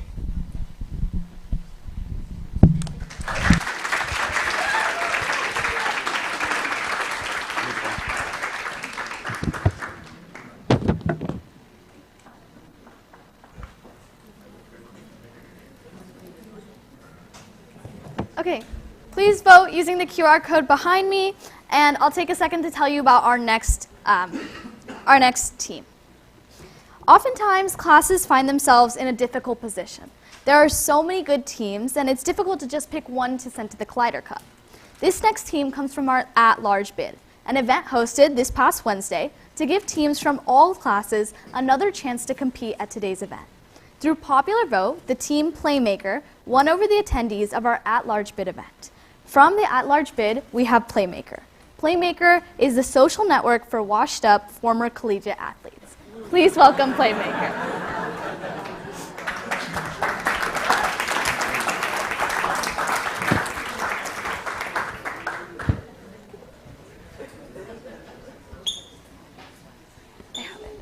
Hi, I'm Carolina. Hi, I'm Nick. Hi, I'm Parker. And in a couple of years, we're going to be washed up Division I track and field athletes, joining the ranks of thousands of former collegiate athletes who suddenly find themselves without the team structure, competitive outlet, and built-in community they've relied upon for years. So our solution, Playmaker, a one-of-a-kind social fitness network connecting former collegiate athletes exclusively, which creates an alumni network that starts you on your phone and leads you back to what you love: competition, community, and staying in peak form. Every year, hundreds of thousands of NCAA student athletes complete their eligibility with no structured pathway to maintain their athletic identity and connection. Research shows former student athletes experience loss of identity and purpose, they work out less, and loss of social connection. This isn't just about staying fit, but it's about preserving the athletic mindset and community that shaped us. So, Playmaker creates the first national network for all former collegiate athletes by connecting you with fellow alum from your school, by facilitating meetups with other former collegiate athletes from any university that are now in your local area, no matter where you end up, and by continuing friendly competition through organized sports events and challenges. Our interactive map allows you to see where former collegiate athletes are gathering for local pickup games, training sessions, and competitive leagues. Because now more than ever, student-athlete mental health is a top priority for athletic departments. This platform that encourages community post-grad and ensures social connection can help promote physical and mental well-being long-term. Playmaker is a win-win for universities. Getting this to market really envisioned targeting Cal's athletic department through the numerous career development programs like the Cameron Institute, Golden Bear Network, and the Big C Society, alongside our wonderful alumni associations. Having readily available access to these puts us on a path towards getting that initial traction that we need. At Playmaker, we believe that alumni should be completely free of charge. That's why we want to implement a freemium model to achieve that. We want to use our partnerships with the alumni associations and the university to push forward and gain max alumni engagement within their community and on our platform. Nationally, as we expand, we'll empower over 1,000 athletic departments nationally to increase long-term social connection, increasing alumni satisfaction, and therefore alumni donation potential. And in fact, we just were informed by our athletic director, Jim Knowlton, that over $80 million was donated to our athletic department through alumni associations. And fostering these connections is key, and we do that. Playmaker ensures that your teammates aren't just the ones you compete with in college, but it is a nationwide social network that shares our athletic past and fitness futures. So in a couple years, when you're washed up, and you're washed up, join us in launching Playmaker. And let's build stronger bodies, stronger connections, and stronger communities together.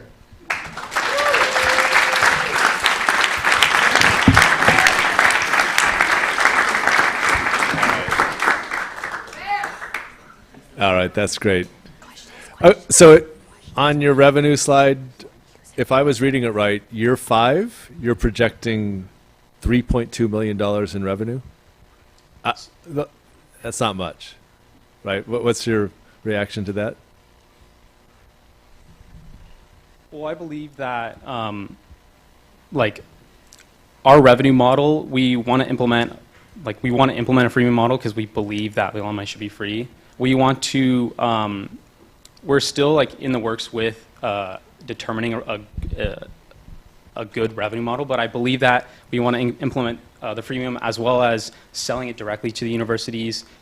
We were initially talking about having a population-based like subscription to the university based on, because I know Division I and compared to Division III programs, there's a difference in funding, right? And I think that at the end of the day will be really beneficial to scale the market nationally. Okay, good. Yeah, I just want to make sure you're thinking outside of just the ad model. Yeah. Longer term, do you see this, like, where does this fit into the Strava Whoop landscape? Like, I'm seeing this, it's like social network-y and meetups. Like, what am I going to do really as an athlete? I'm going to find like a local pickup game, or I'm mostly going to stay connected socially and have groups where I can chat with folks about the good old days? Like maybe unpack the product a little bit and how it fits into the broader ecosystem. Yeah, so we really envision it as both an alumni network for the social purpose of it, but then also to connect athletes back to what really motivates them and allows them to play recreationally post-college and stay fit. So this works, I mean, you get to experience the network of alum from your school once they like move wherever, once you graduate, and stay connected socially so you can see what activities they're doing.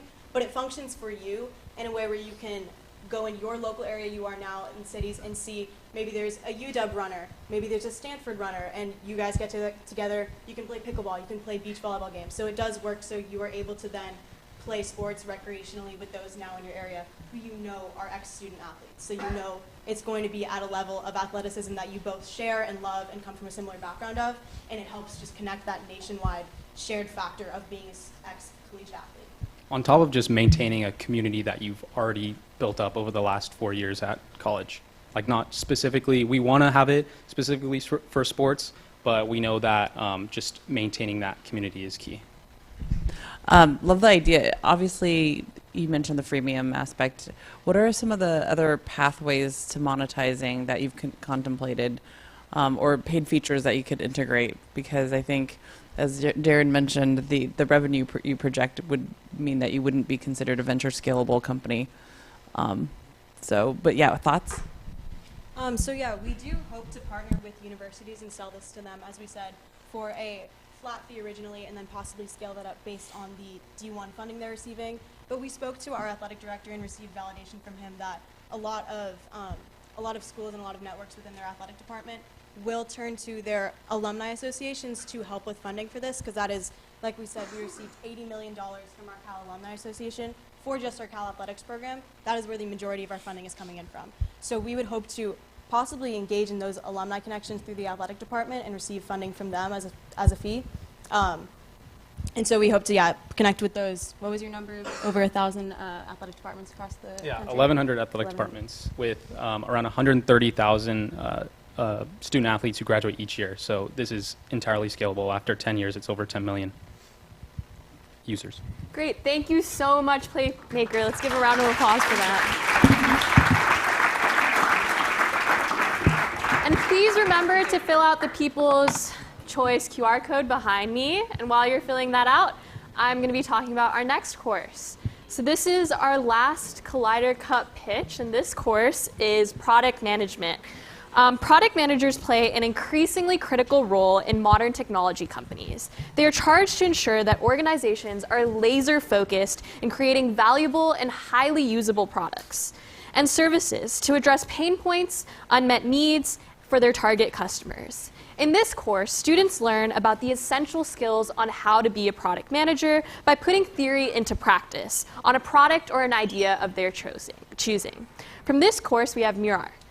This team is creating a virtual fitting room platform that enables shoppers to try on clothes digitally, enhancing their online shopping experience and reducing returns. Let's give it up for this team.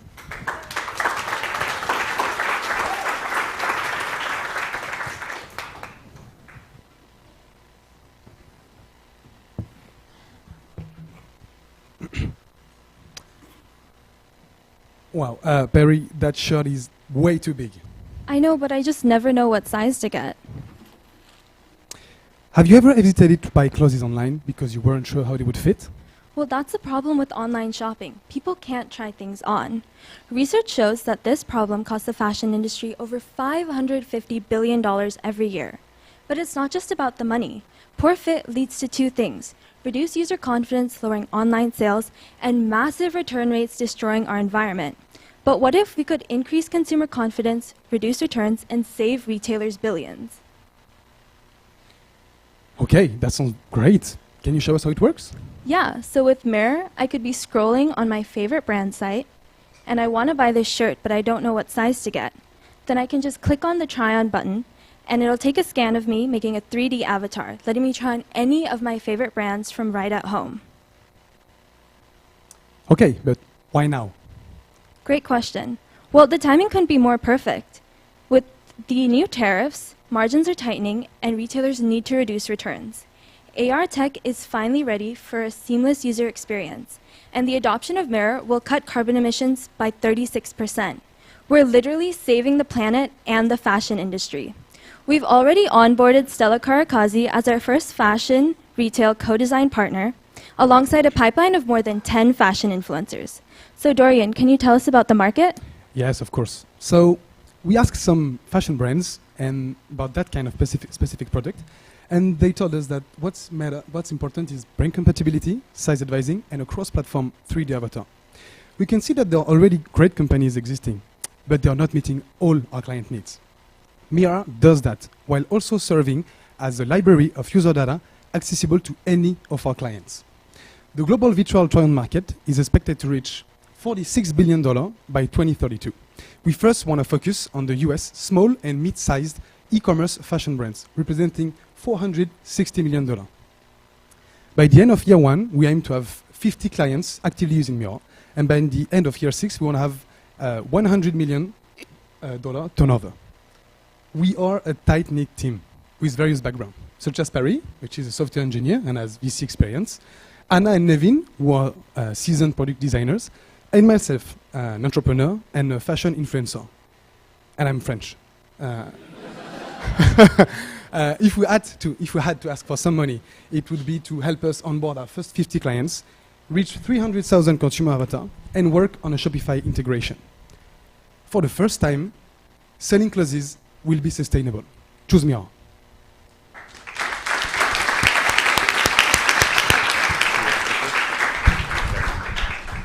Hi there. Awesome. So tell us a little bit more about the data that you're pulling to create the 3D avatar. So are folks presumably inputting their measurements, and then are they also using some sort of the smartphone camera to do a self-scan so that you capture all of the variations in their body types, etc.?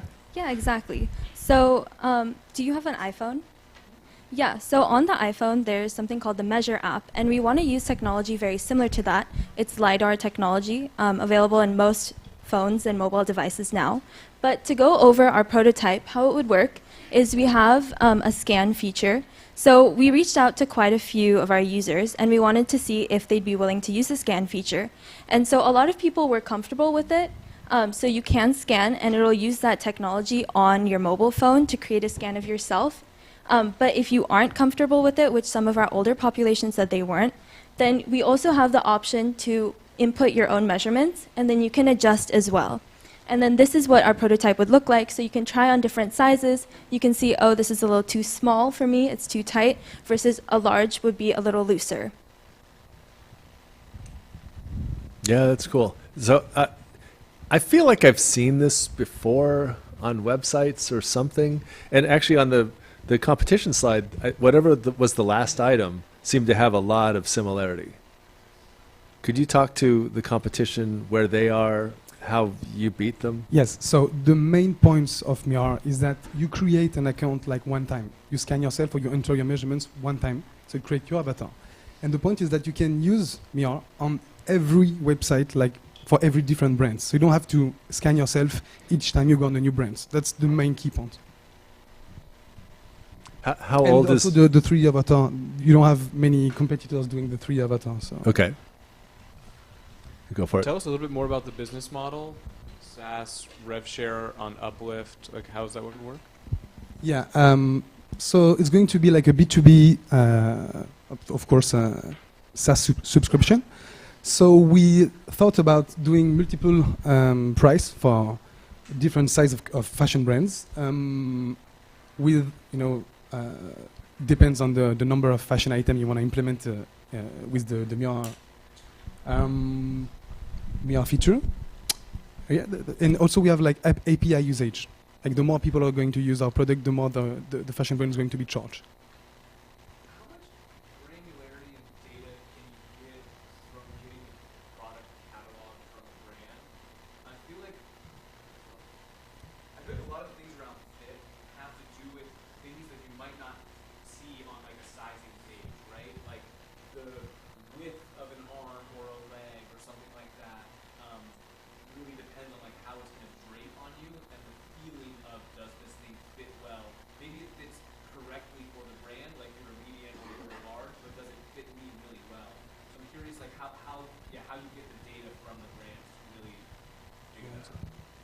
Yeah.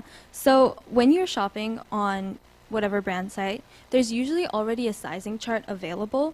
And that sizing chart is what a lot of people use to try and figure out if something will fit them or not.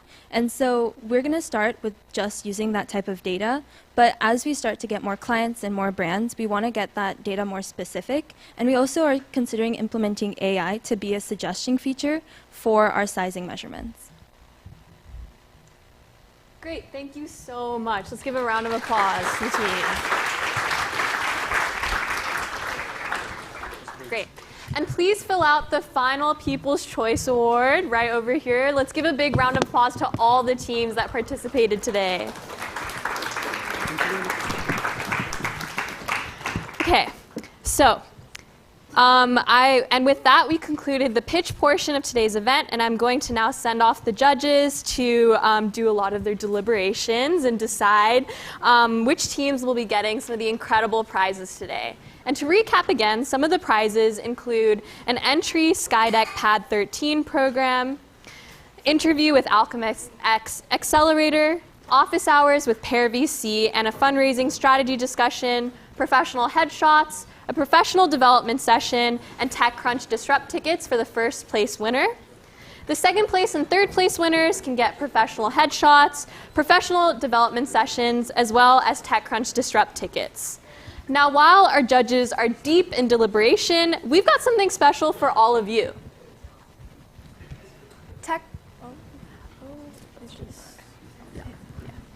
TechCrunch AI Session Pitch and TechCrunch return to the Bay Area, delivering insights into the cutting world of AI. Join thousands of AI leaders, VCs, and innovators on June 5th in Berkeley for an immersive experience. Explore the AI ecosystem through main stage sessions, breakouts, and live demos of the latest AI technologies. Fill out this QR code behind me for 30% off your TechCrunch AI session tickets. Great. Yeah, fill out this QR code right over here. One slide before that. Great. Okay, cool. And if you're thinking even bigger, check out TechCrunch All Stage Boston. Click on the QR code behind me over here for 25% off. Whether you're wondering how to nail a pitch meeting, or raise VC funding, or build a killer sales team, Allstage has you covered. From recruiting your first hires to navigating legal, marketing, and leadership challenges, this event is all about helping early stage founders grow with confidence and clarity. So fill out that QR code if you'd like to get a discount on tickets. Now it's time for the final round of voting for the People's Choice Award. This is separate from the polls you've been filling out after each pitch. So please scan your QR code displayed on the screen behind me to access the voting form. In this form, you'll rank your top 3 teams by selecting a team for each ranking column, first, second, and third place. All the pitches today were truly outstanding. Across this diverse group of students, everyone came together in an SCET class to collaborate and turn their visions into a reality. Let's give a big round of applause for all the students, coordinators, and professors in Cohort 16 of SCET.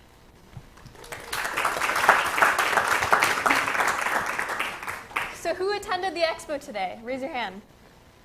Great, we have a lot of attendees in the audience. So you all must be excited to see who the winning team of the Expo is. Before we announce our Collider Cup student winners, we'd like to announce our Collider Cup Expo champion and invite them on the stage to pitch.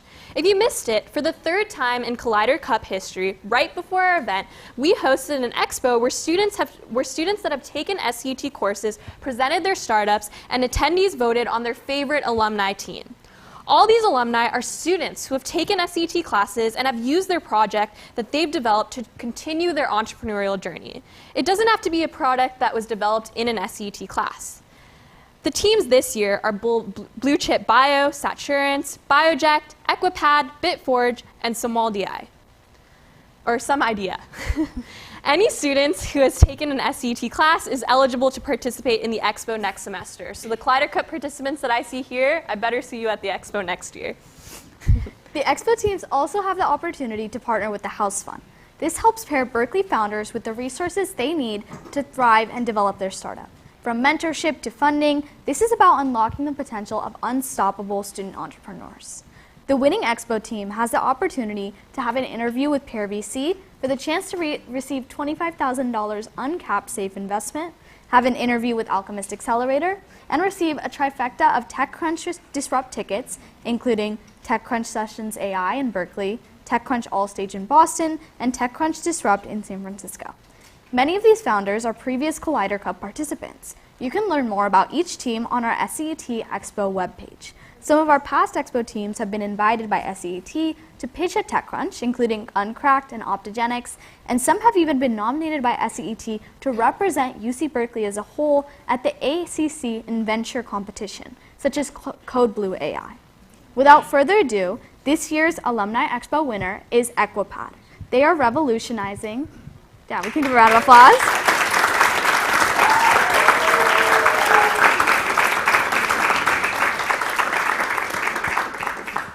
Equipad is revolutionizing menstrual care for public spaces. Let's invite Equipad to the stage to give their pitch. Woo!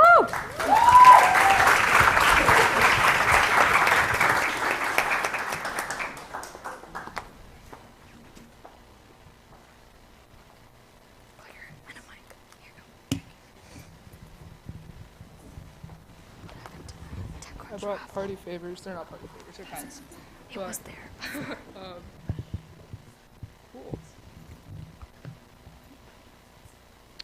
Menstrual care is broken, and we're fixing it. Hello everyone, I'm Sanjana, and with Equipad, we're making healthy, sustainable menstrual care the norm in every restroom. Menstrual care is unsustainable and inaccessible. The typical pad is made up of 90% plastic, which I did not know before I took the SCET class Declassify the Planet. But it contains traces of really harmful synthetic chemicals. And the numbers really add up, because with the amount of pads we use every year, we're generating 200,000 tons, or 800 football fields worth of plastic. On top of that, they're inaccessible in institutions like workplaces. And not only do menstruators struggle, institutions do too. US workplaces alone lose $79.3 billion worth of productive time because menstruators have to go around and scramble for a product, or they just take a half day because there's nothing in the restrooms for them, and they have to go home to manage their period. So institutions want to do better, but they can't. And this problem is global. Workforces around the world lose $243 billion every year from the same phenomenon. And they're trying to do something, it's just not very good. If you're a menstruator yourself, you've probably seen one of these crappy metal dispensers, or a basket where everything's congealed together and you're like, I'm not using that. Or an institution has nothing at all. And we ask them, it's not because they don't care. They don't have something that's cost-effective and reliable. So we made something better. Equipad is a compact dual dispenser that stocks our plant fiber-based pads and tampons, and we designed the dispenser for easy install, restock, and maintenance. How we beat out our competitors is we're using agricultural waste in our products instead of resource-intensive virgin materials like cotton, which is why we're able to keep our prices low. We also designed our dispenser to be cost competitive, easy to manufacture, so it's super low cost compared to what's on the market, while being durable, fast to restock, and really easy to maintain. Our products ourselves, again, we're making out of agricultural waste. We're able to keep our resource intensity low while creating something that's actually good for menstruators. The value this solution creates for workplaces, universities, and any other institution that serves menstruators is that it increases menstruator well-being, satisfaction, and loyalty. What that looks like from a business perspective is increased ROI. They're meeting compliance standards because over 42 countries have legislation mandating period product access. They're improving their facilities' cost basis, and they're lowering their carbon footprints. Our business model breaks down to B2B and eventual B2C. We're selling our dispensers, making an annual revenue from refilling our pads and tampons. And once we have the traction and the trust, we're going to start selling our period products directly to the consumer as well. Currently, the traction that we have is 36 pilots. We've already made formal agreements with 14 of them and are in negotiations with 22 more. With this, we project $150K of revenue in the next 6 months and are projecting $5.2 million with higher volume customers in 3 years. To get there, we're asking for $265K, which will get us pilot ready and allow us to continue our materials R&D. The market potential for Equipad is absolutely massive. At the scale of global B2B and D2C sales, we have a $40 billion market valuation. And at that scale, we can prevent 1.3 million tons of carbon production.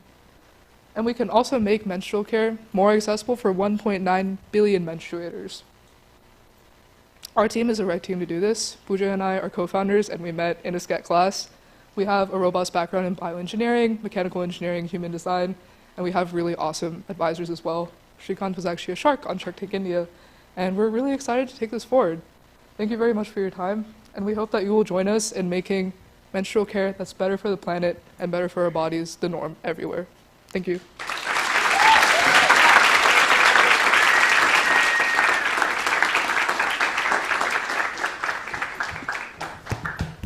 Thank you so much, Equipad, for that incredible pitch. This team came from an SCET course and is still connected with the SCET organization. You too can stay connected through SCET Alumni Connect. This is the time for alumni to connect and continue and share their journey and also inspire you all. At SCET, we believe SCET is for life. So whether you've taken 1 class or 7, you are a part of our community. We love hearing updates and promoting what you're doing and supporting you in any way that we can. As a kickoff to our 20 in 2025 campaign, we are starting the SCET Alumni Association. If you are graduating this semester and consider yourself and want to continue living the motto of SCET for life, sign up for the QR code over here to be a part of the SCET alumni group. As a part of SCET Alumni Connection, we want to highlight an alumni team of ours. Today we're highlighting 2 of our alumni, Jai Williams and Gabe Abbas, the co-founders of Optogenics. They founded Optogenics in spring of 2023 in the sports tech class and pitched at Collider Cup. And while they didn't win any awards at Collider Cup, they utilized the skills they learned through the Berkeley method of entrepreneurship bootcamp to win the Expo in spring of 2024, pitch at TechCrunch last fall with SCET, and now are here today to share their product launch. I'm sure some of you talked to them earlier today in the lobby, and be sure to check them out after the event as well to learn more about their product and their journey. Remember, if you've taken any of our courses, you're eligible to participate in our Collider Cup Expo each semester.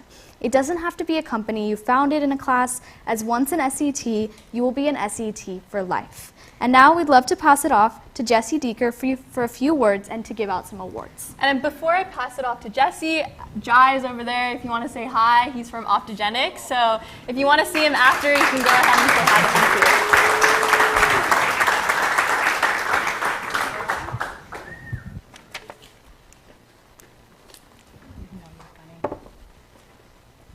So actually, you get Ken Singer first for teaching awards.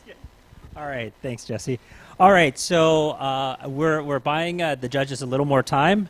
It's always a fight at the end here of who wins this. But they've given me some notes to use, actually a script, because I usually go off script completely, and so they want me to say exactly some things about this year's award recipients. So.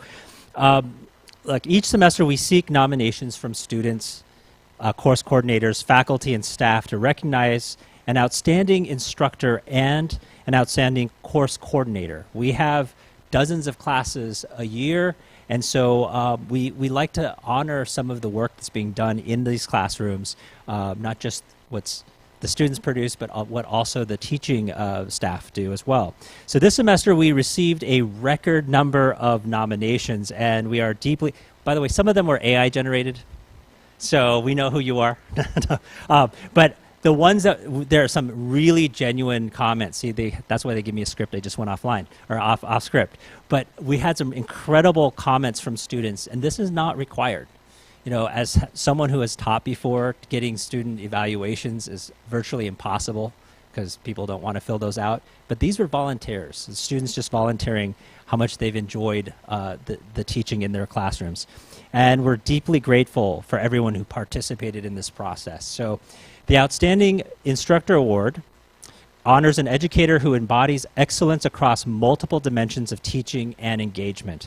This individual demonstrates outstanding expertise in their field, developing innovative curricula and employing effective pedagogical practices that enhance learning. They have a remarkable ability to ignite student interest and curiosity, making subject matters both accessible and inspiring. Beyond the classroom, they contribute meaningfully to the department definitely to the department. They help us with course selection and student engagement or outreach, and institution and broader community engagement. And so their dedication to fostering diversity and inclusion enriches the educational experiences for everyone, while their mentorship leaves a lasting impact on the students and colleagues that they support.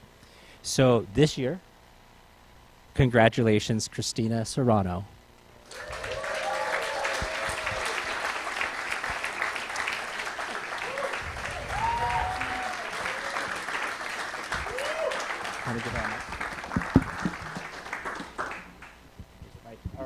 So Christina has demonstrated remarkable teaching excellence in the Challenge Lab course, Sports Tech, Entrepreneurship, and the Future of Sports.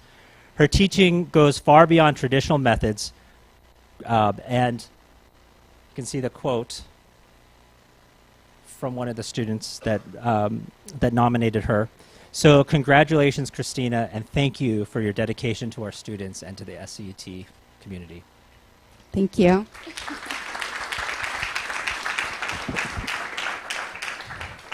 I didn't see this quote until just now, and so this part right here, Christina genuinely cares about her students, is really true. It's a tough world out there, and I couldn't sleep at night if it were not for the incredible students that I get to work with. And you guys give me so much hope about what the future can hold because of what you do. So I'm thankful for SCET, especially, that gives this space for students to come together and solve problems to make the world a better place. And honestly, it's a privilege and a journey to be part of the work you all do.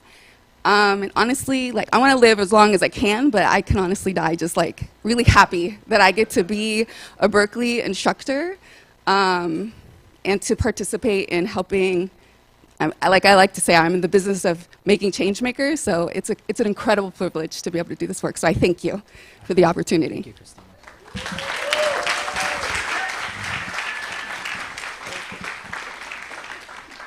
Great. All right, so thank you, Christina. So for our next award, it's the Outstanding Course Coordinator Award, and each semester, SCET classes are supported by a cohort of dedicated course coordinators. These are oftentimes alums of our class who are juniors and seniors wanting to pay it forward. So the Outstanding Course Coordinator Award honors an individual who demonstrates professionalism, responsiveness, dedication, commitment to the course, listening to student complaints all the time, a meaningful impact on individual students. And so this year, it's an honor, actually, because he's been one of my students since his freshman year, is Manan. Oh, Paragava.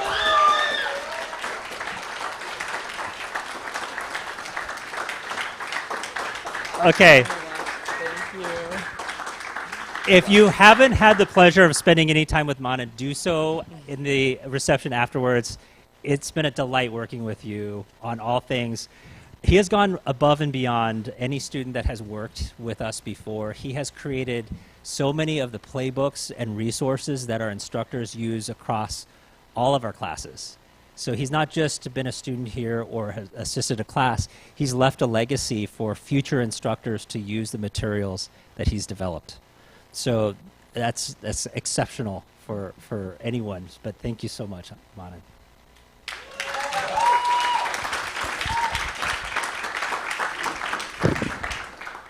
Yeah, thank you so much. I just wanted to say I'm truly honored to win this award. Back when I was a freshman, it's so wild to think that I was joining SCET as a course coordinator in my second semester freshman year. And then 3 years later, here I am once again coordinating for the same professor that I started with, Gert Kristen.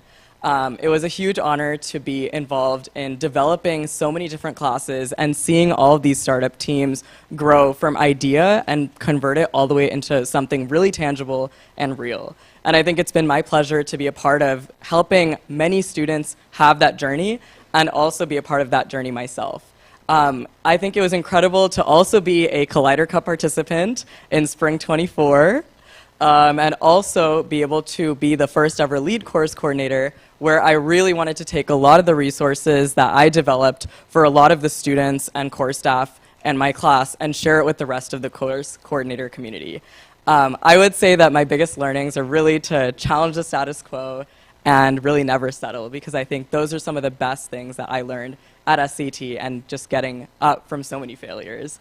I really wanted to give a huge shout out to Gert Kristen, my professor. Give him a big hand for being incredible. We were able to do the first ever technology and democracy class this semester, and I think it was a huge, huge success.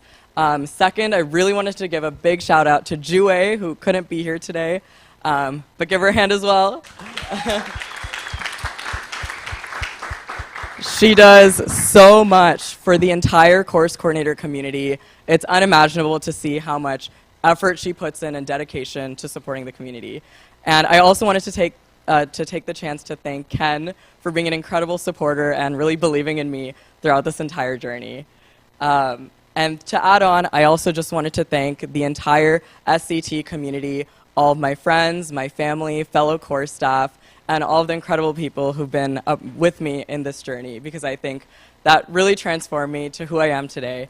And so let's continue to shape entrepreneurship education at Berkeley and the rest of the world. Thank you.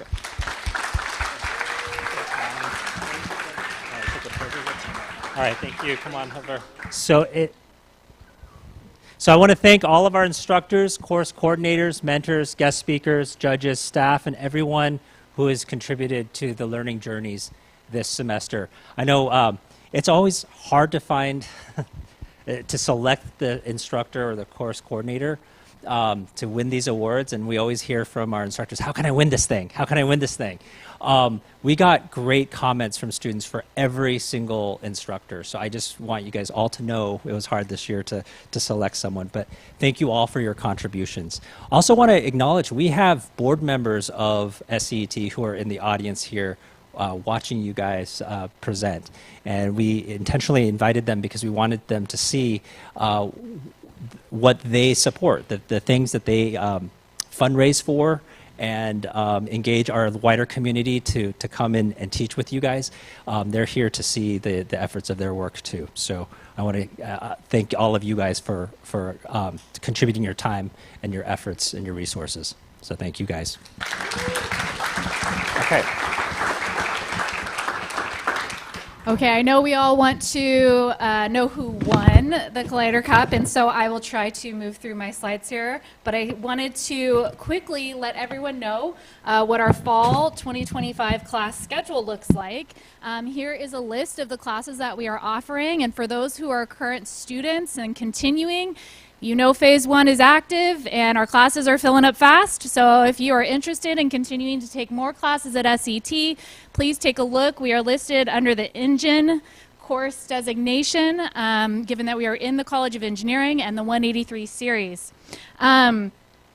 I also wanted to mention that we have some summer programming as well, and so I'm going to invite up our Global Academic Manager, Ricardo, to quickly pitch about our summer program. Thank you, Jesse. Okay. Hi, everyone. I'll take a minute of your time, but I want to share with you about Summer Venture Lab. So let me just start with a question. There's a lot of entrepreneurs in this room. Can you raise your hand if you're currently working on a project? Okay, great. Are you working on a project? How many problems are you trying to solve when it comes to your project? So many? Okay, can you tell me the top two? Great. Okay, the top two problems, but do you know which ones to solve first? And you probably wonder, why am I asking you this? So I'm saying this because Summer Venture Lab is a program that we designed when we understood that there's so many students that are working hard on specific projects, but what is it that they should be focusing their attention on? We delve into these questions throughout our classes at SCET every spring and fall, but then in the summer things get very slow. So we have a lot of successful entrepreneurs who wonder what comes next. So how do I focus my attention? How do I do best? What's best with my team, my startup, and my growth? So that's how we came up with this program, which is a 6-week intensive program during the summer. And it's basically designed on purpose to be a very small cohort. So you focus a lot on what you have to be doing with your startup, but also you get a lot of one-on-one mentoring from the instructor of the class. So the instructor of the class, Mark Ciarl, just to give a quick bit of information, he's also an instructor at SCET. He will be teaching in the fall. He's a Harvard MBA, but also a guy from industry who has led a few successful startups. Now, I personally like Mark. I think you will like him too if you get to be mentored by him. Well, I'm saying this because there's a lot of successful people in this room, a lot of successful entrepreneurs. Not everyone gets a prize, but everyone gets to work hard on their idea, whether it's spring, fall, or summer. So if you're curious on what's next, as a sort of pre-acceleration program, I would recommend that you check out Summer Venture Lab. It is paired to an academic component, so it is 6 units through 6 weeks. And I'll close off. I was thinking of a phrase I learned recently from Seth Godin. Probably some of you know him. He's from Stanford, so I should not quote him. But anyway, he has this phrase that I find very interesting. He says, better waves make better surfers, so are you in the right beach? So if I can humbly paraphrase that, you're all successful entrepreneurs in your own journey, but if better decisions make better startups, are you in the right path? So think about that, don't stall in the summer, and check out this program. Thank you.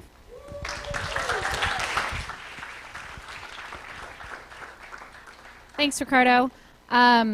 I want to give another plug. SCET, we believe innovation skills are valuable to everybody, and so our classes are open to all majors and all degree programs. We actually have a certificate in entrepreneurship and technology that students can work toward. We have 3 different tracks. We have a coursework track where students complete our A. Richard Newton lecture series plus 5 additional SCET units. We have a startup track, which encourages students to engage in the robust innovation ecosystem by allowing students to count participation in a qualified internship at a startup or CAL program focused on startups. And count that toward the certificate. And then we also have our study abroad. So if you participate in our summer abroad program, you will also be eligible to earn that certificate. And so while I intro this next slide, if I could get the 4 instructors who will be presenting on these 4 new classes to come on up here to the side stage. We have each year, SCET works to provide innovative and impactful classes for Cal students, and next year, and specifically fall, is no exception. We have 4 new classes that we want to give a brief overview, and so you can learn about all the amazing opportunities that we're providing to Cal students in the fall. So first, I'm going to have Gail come on up, who is teaching a Challenge Lab class focused on bio-inspired innovation. Thank you, Jesse. Hi, all. Thank you so much for all your contributions and participation. So, just wanted to ask you to imagine a world without Velcro, right? Where you can't have any seamless fasteners for shoes and clothes and jackets and even astronaut suits, right? So there's a Swiss engineer who actually observed this, of all things, on the burrs on your dogs, right? So he imagined that he actually could turn this simple discovery into world innovations. But Velcro's just the beginning. So I'm Gail Gannon, and with the pleasure of Professor Emeritus Bob Dole, Bob Fall, excuse me, back here, raise your hand, Bob. So with him, I wanted to just sort of thank you for giving us this opportunity to actually create the newest Challenge Lab in bio-inspired innovations. So with that, the bio-inspired innovations is an opportunity to give you as students a chance to decode nature and taking that decoding of nature to actually engineer breakthrough solutions and also to learn a little bit about how to make a successful startup. And so with that, I invite all of the students here. As Jesse mentioned earlier, there's no biology required. We just want someone who has insatiable curiosity and people who have a passion for hands-on learning. And so with that, the process of this course, in essence, is you'll develop going from prototype and also a portfolio, which is good for your resume building. And we'd like to ask you to consider this. The class is already half full, So as Jesse mentioned, sign up early. This class will give you an opportunity to actually look at nature as your mentor and your creativity as a superpower, and maybe for one of you students to develop the next big idea to transform the world. So thank you all. Next, I'm going to invite Rana, who will be teaching a challenge lab titled Create Innovations That Are Financially, Ecologically, Socially, and Ethically Sustainable Without Compromise. Thank you for saying the title. I don't have to say it twice. What if the next billion-dollar startup isn't a version of something that already exists? But, can't read that. But something entirely new that makes all the old debates irrelevant. For too long, we've actually been told that success means choosing sides. Either, for-profit and profit-hungry at all costs, or, starving, sad, non-profit ventures. Either we're doing exploitative fast fashion or overpriced ethical brands. I'm Rana Kanan, and I'm teaching the new Challenge Lab that's about sustainability with a title I don't have to say twice. In over 20 years of working with both startups and large corporations, I've been a chief product officer, a founder, a builder, and a scaler of $0 to $2 billion sized businesses. And I've seen up close the pattern that repeats for those that are the best businesses and the most successful ones. Those are the ones that do not have to choose or compromise between their values, but figure out a way to transcend it. So that's what we're going to do in this class. We're going to form interdisciplinary teams. We're going to actually marry that with a great team of other founders, coaches, mentors, and we're going to workshop our way through the entire startup journey, from idea to creating ventures that not just do good, but can also do well. The kind of topics that we're going to focus on, so I just created this list. The kind of topics that we have to focus on are, of course, some of the ones that have been spoken about here, but I hope a few new ones. Green tech, climate resilience, youth employment. That's a great challenge today. Fintech, inclusive fintech challenges, sustainable tourism. One that's near and dear to my heart as well is ethical AI and the future of work, and local economic diversification. So I think enrollment is open. I have no idea what the numbers are, but I invite all of you to find me afterwards, and I'd love to figure out how to get each of you, if not in the class, then involved somehow. Thank you. All right, and next we have Khalil, who's teaching a special topics course focused on AI-powered startups, build, validate, and scale at warp speed. At warp speed. They added that. I like the warp speed stuff. Okay, yes, I'm Khalil again. This is, they wouldn't let me title the course like Vibe Coding for Profit, but that's kind of like, what we're going for here. Not exactly. But I do think, so this class is going to be about building, as we all know, AI is evolving very quickly. The world is going to a place where you can speak to your computer and it will do almost anything that you ask. You do not need to be incredibly technical to build tech products now, and by the time the course starts in the fall, I'm sure there will be new products that enable us to build even faster. And so this is not going to be about creating pitch decks. This is going to be about creating real products that you are getting feedback from hopefully real customers as quickly as possible. Basically every week is going to be students demoing what you've built in the previous 7 days, talking about why you used the tools that you used. So we're all going to be learning, kind of adding arrows to our quiver of great tools, from actually building the software products themselves to ways that you can market them quickly and easily, and find customers for them, etc. And then we'll have lots of great guest speakers who are the leaders of all of these incredible tools that we're going to be using. And so should be a lot of fun. I'm hoping to make it a great course that is for folks that really want to build some software businesses, and excited for the fall. Thank you. All right, and thank you. And finally, we have Laura, who will teach another new special topics course focused on advanced product management. Awesome. If you can hear my voice, clap once. Let me hear it a little bit louder. If you can hear my voice, clap once. Okay, that's how I'm going to start every class. My name is Laura Teklamariam. I am a tech executive in product management.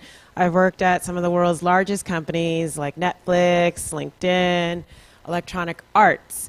And so I need to do a quick survey. If these characteristics apply to you, I want you to keep your hand raised. Raise your hand if you have tried to build a business. Raise them high so I can see them. Okay, so this is product management. Okay, keep them raised if you've also tried to find product market fit or give a pitch to raise money. Keep them raised. Okay, majority of the room is still raised. Now, keep your hand raised if you have a CPO of a Fortune 100 company that you can call right now to learn about how to navigate R&D, your business, your product in the world of AI. Let me see if you have a hand raised. The people who still have a hand raised, I want to talk to you afterwards. Okay, keep your hand raised if you have experience. Still keep it raised if you have experience with emerging markets such as Latin, Africa, and the Middle East in launching products. And that CPO you still have. Okay, about 4. Oh, you've put your hand down. So 2, you put your hand down. 1, I think I see in the room. Okay, and last, keep your hand raised if you have scaled a product to billions of users. Billions, the B. Not sure that's a hand down. Okay, so nobody in the room still has their hand up, correct? Well, then you all qualify for my class of Advanced Product Management. Okay, are you ready to lead the next wave of innovation, not just features and product specs and more frameworks? Well, if that's the case, welcome to Advanced Product Management, where we're going to talk about strategy, scale, and AI. You'll tackle real-world challenges. You'll learn about CPOs at some of the most innovative companies. You'll talk to them. You'll do case studies. We'll do simulations. And this course is for everyone. It's for builders, leaders, and anyone serious about making a global impact. So no fluff, just strategy and AI. And again, if you can hear my voice, clap once. Thank you. All right, so before I pass it back to the MCs, I want to do a few more thank yous, and I know we're running over here, but I think it's important. Ken thanked our students and instructors and course coordinators. I want to make sure that we thank our amazing judges who took the time out of their day to be here and support the innovation ecosystem. Thank you. I do want to thank our student MCs here for running the show.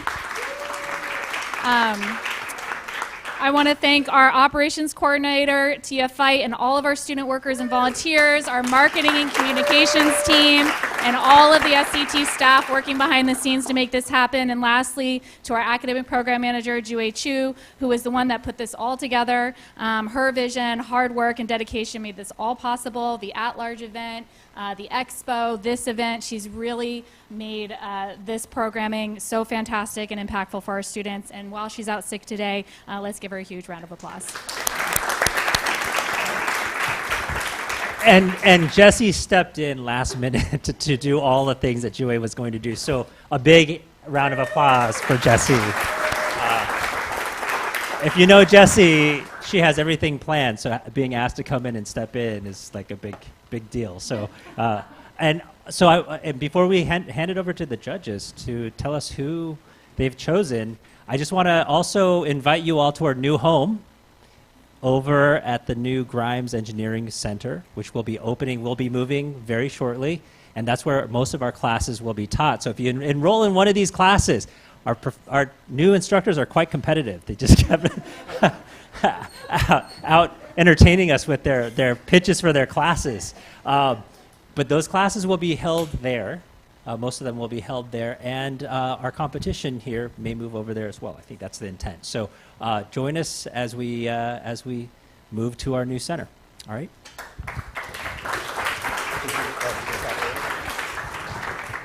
Okay, great. Before I invite the judges on stage to say who the winner is, I have another reason to procrastinate just a little bit. I'd like to announce the raffle winner for the at-large bid TechCrunch ticket, Dylan Bizel. So big congrats to him. We'll be emailing this winner and also come up to me after the event and we'll talk about how to disperse that prize as well.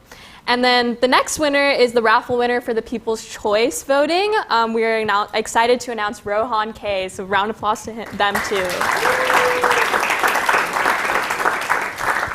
Again, come see us after the event and we'll talk about how to disperse that ticket.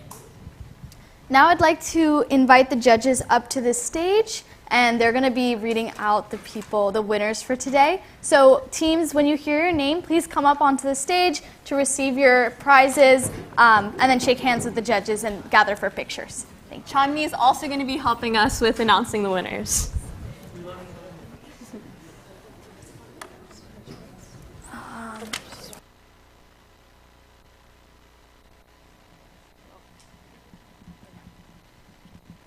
Well, I guess it's time for the moment that everybody's been waiting for, and I believe that we'll be beginning with the People's Choice Award, if I have that correct. So can we go ahead and get a drum roll, please? Great. And today's People's Choice Award is SimpleGov.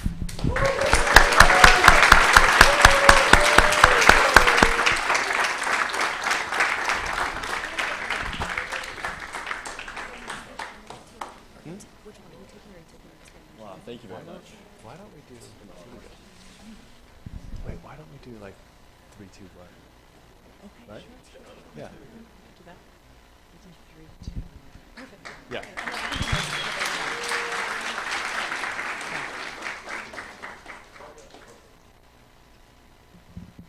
There you go.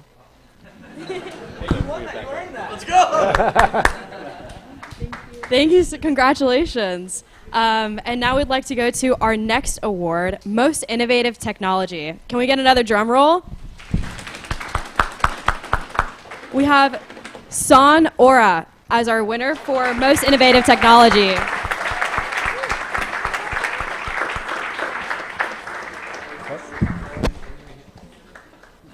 Yeah, good job. Yep. Nice work.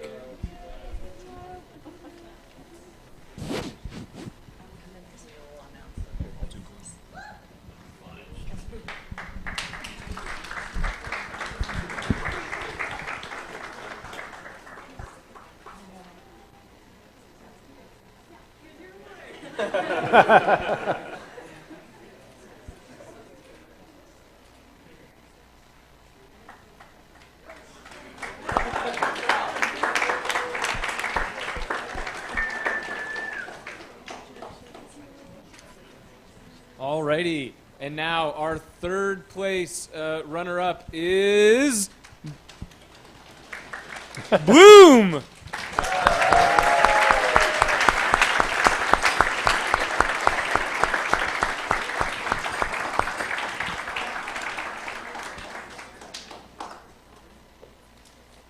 right, nice job. Yep, good job. Ah, it's a big team.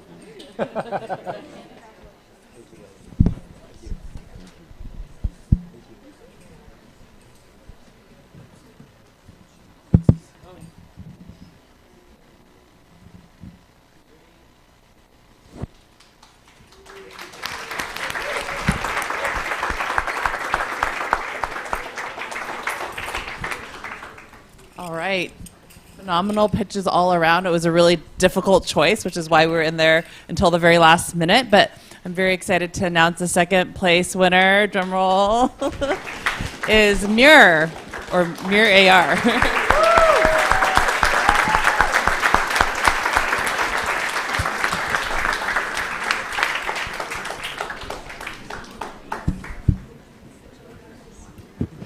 All right, nice job. Thank you. Oh my goodness. You see? Ah.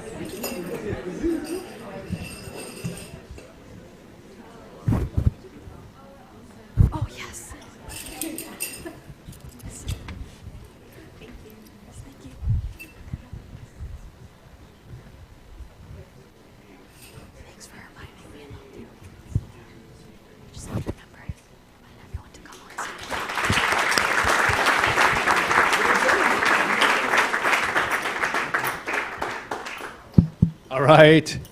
The award you've been waiting for. Number one, the winner of what 2025 Collider Cup. So, as Sybil said, it really was hard. You know, the reason that Sybil and Khalil and I were in the back room for so long is because we had a hard time deciding, not just number one, but all of them, right? And I was looking back at my scores. They're all within just a couple points of each other. So this was tight. But anyway, it's my privilege and pleasure to announce the winner of the Collider Cup this year. And drum roll, please. It's Experimentia.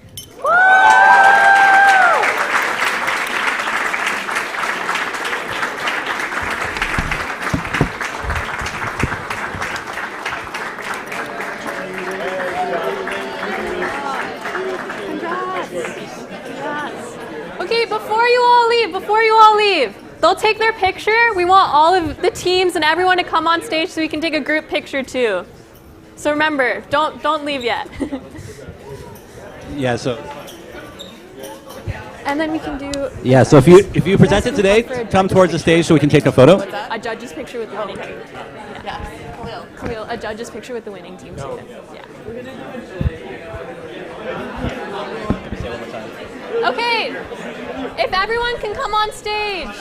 If you present it today, please come on Yeah. stage for a photo. There you go. If the presented teams can come on stage.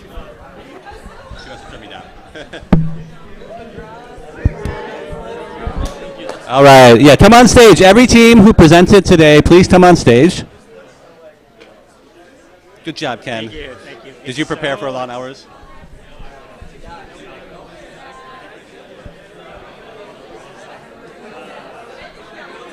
I went into like mental freeze there for a second.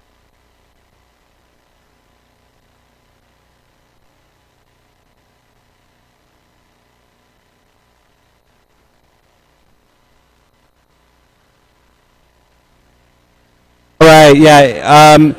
Get ready for a photo, teams. Make some lines. Be orderly. I don't know. All right, come on stage if you presented today. Woo! It's working.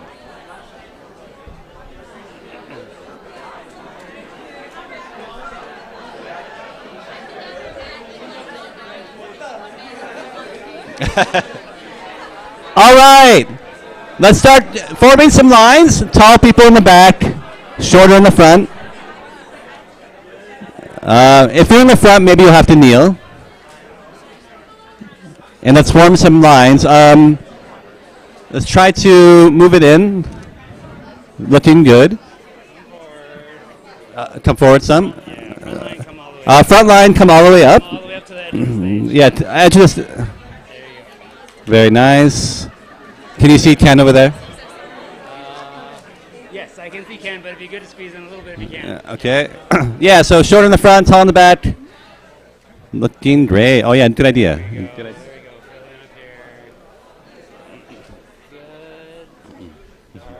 Can everyone see the camera? If you can't see the camera can't see you. On 3, 1, 2, 3, 4, 5, 6, 7, 8, 10. All right, one more. Hang tight. 1, 2, 3, 4, 5, 6, 7, 8, 10. All right, and hold on. Who give me the camera? Who give me? Okay, 1, 2, 3. All right, we're good. Okay, go enjoy some burrito.